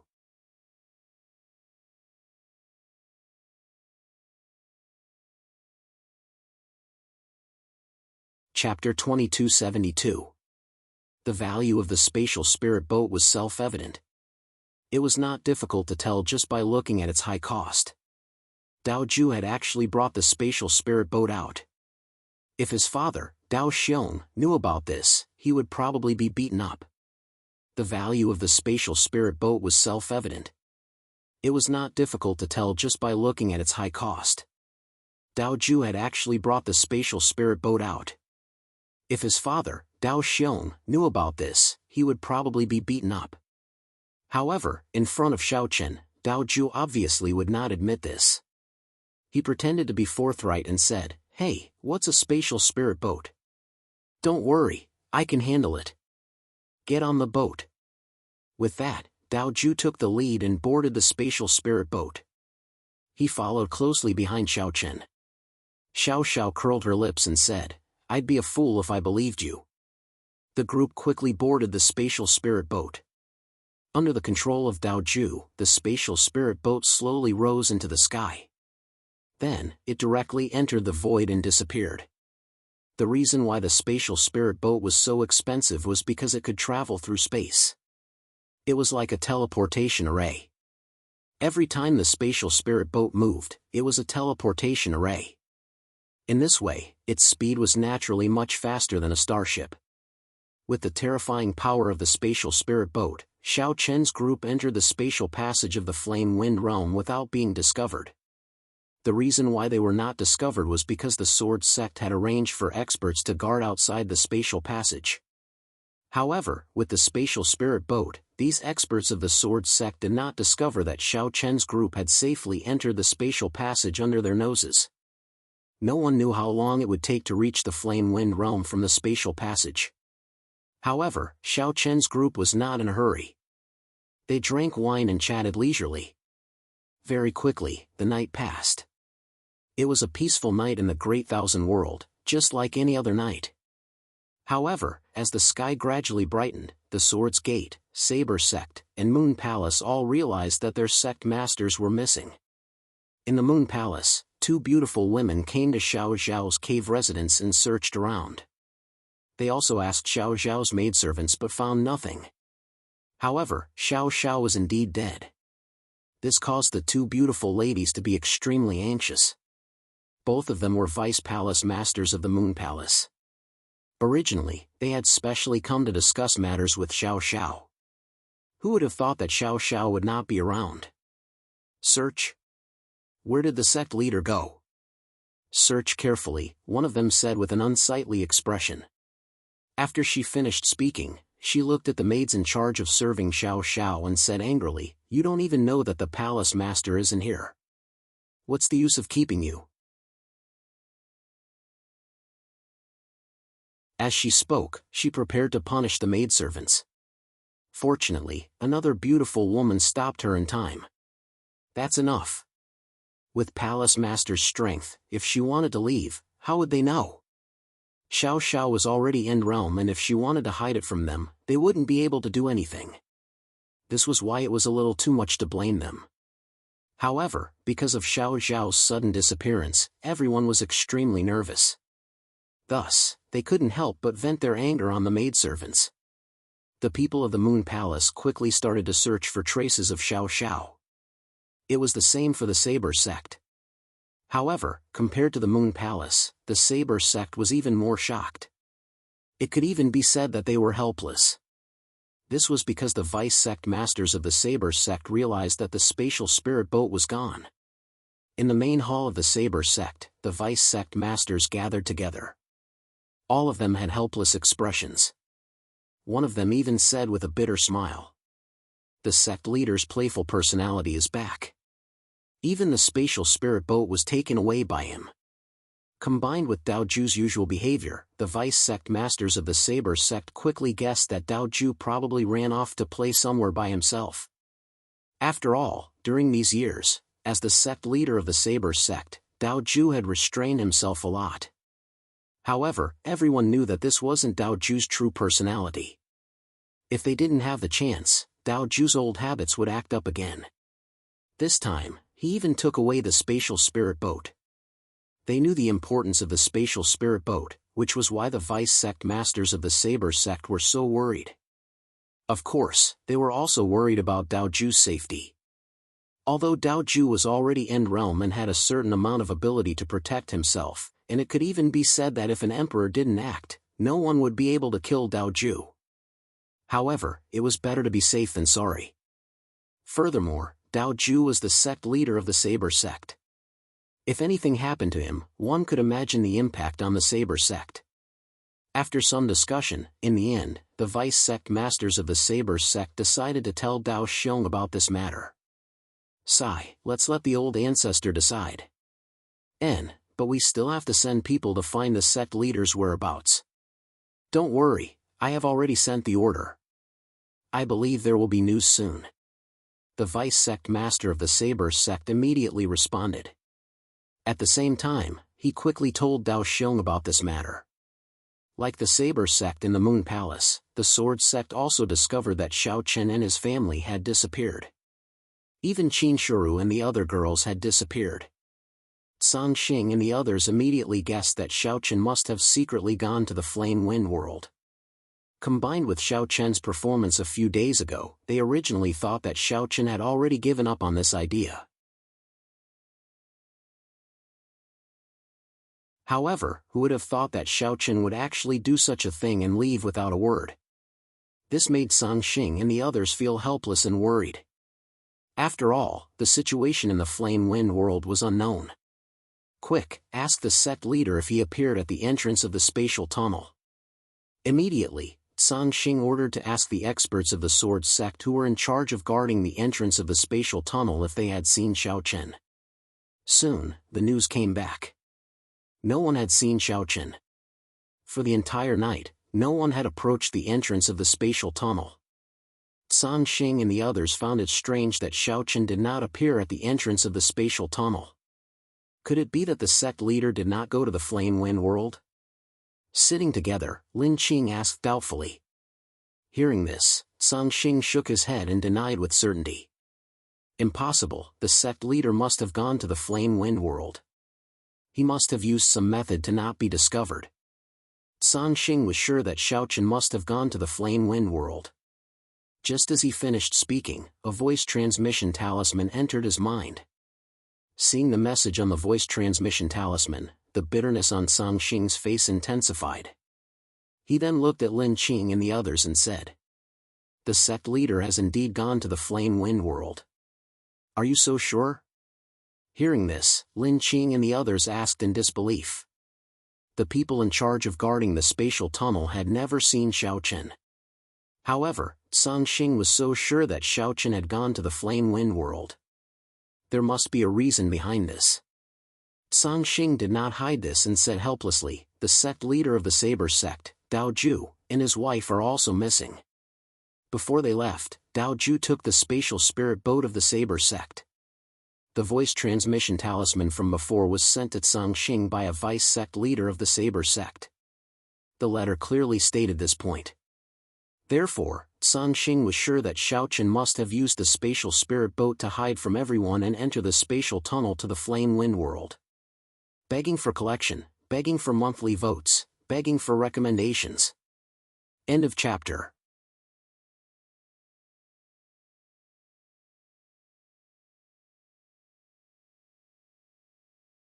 Chapter 2273. Dao Ju, Xiao Xiao, and Xiao Chen had disappeared at the same time. Furthermore, Dao Ju had taken away the spatial spirit boat of the Saber sect.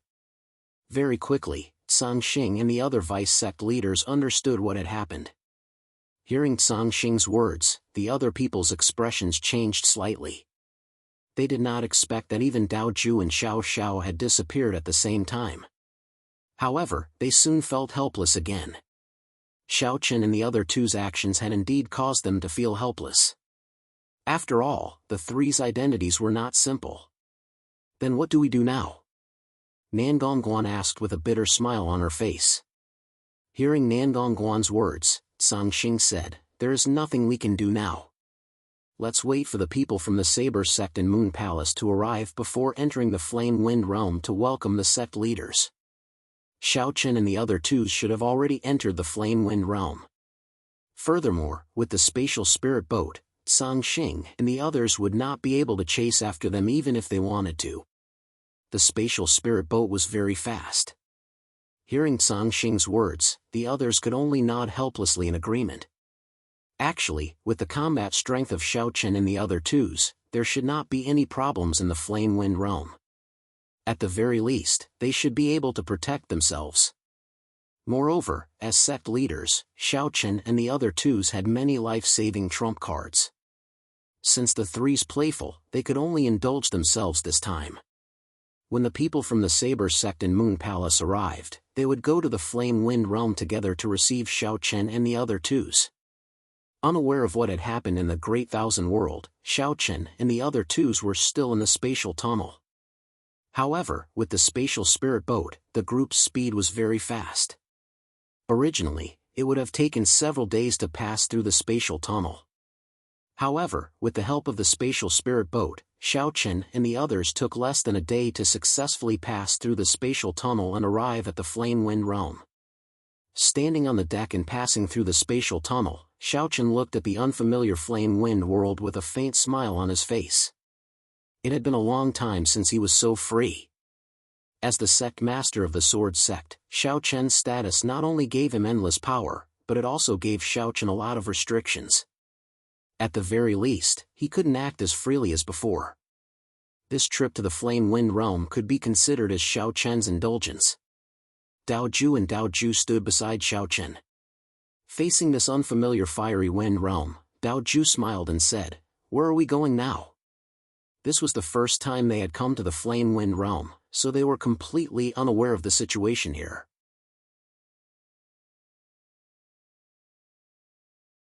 However, after hearing Dao Ju's words, Xiao Chen smiled and said, "The person leading the way is already here." As he spoke, several cultivators in black martial attire slowly appeared in front of them. The person leading them was a middle-aged man with a cultivation at the great perfection of the Dao realm. These people should have been guarding the entrance of the spatial tunnel. With the appearance of these people, Xiao Chen, Dao Ju, and Xiao Xiao all smiled.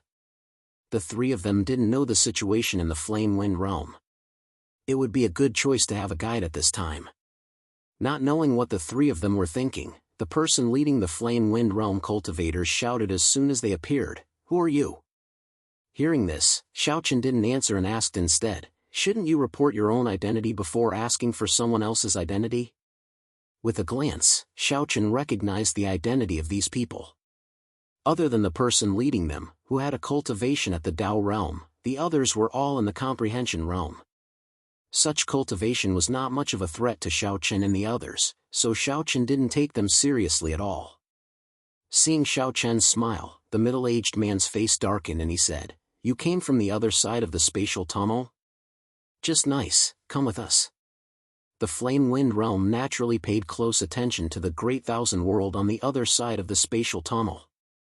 Seeing that Xiao Chen and the others came from the Great Thousand World, the middle-aged man planned to capture Xiao Chen and the others and force them to tell him some things about the Great Thousand World.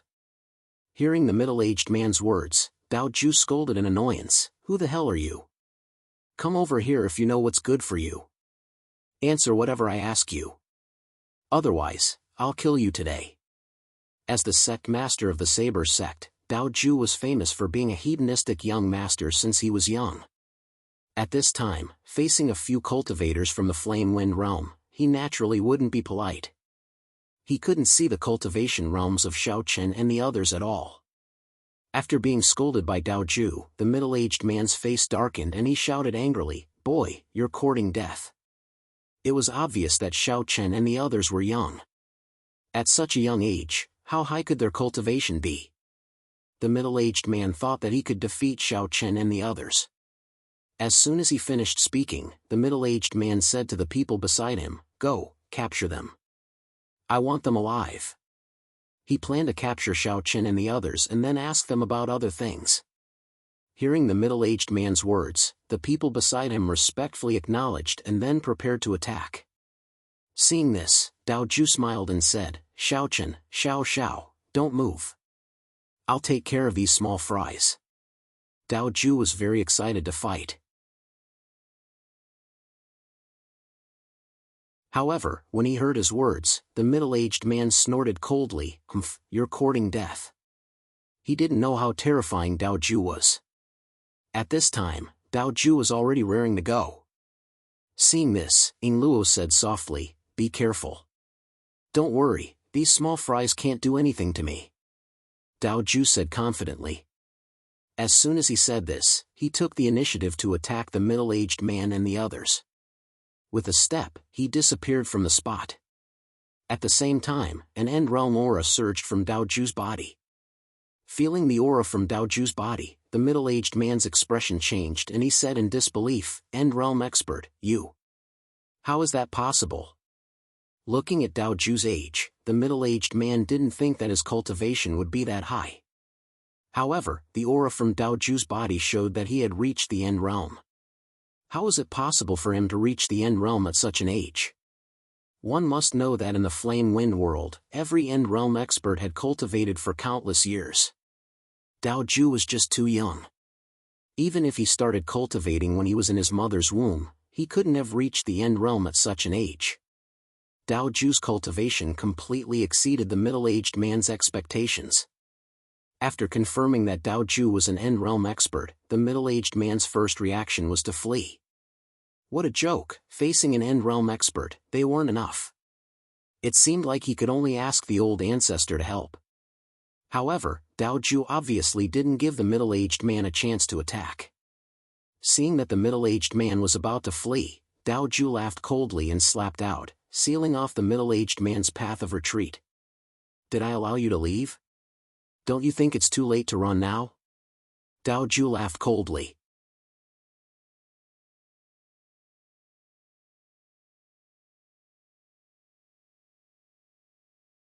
Chapter 2274. Dao Ju was an End Realm expert, and his combat strength was far from what normal End Realm experts could compare to. Therefore, just a casual slap caused the middle-aged man's expression to change. He felt despair from Dao Ju's slap.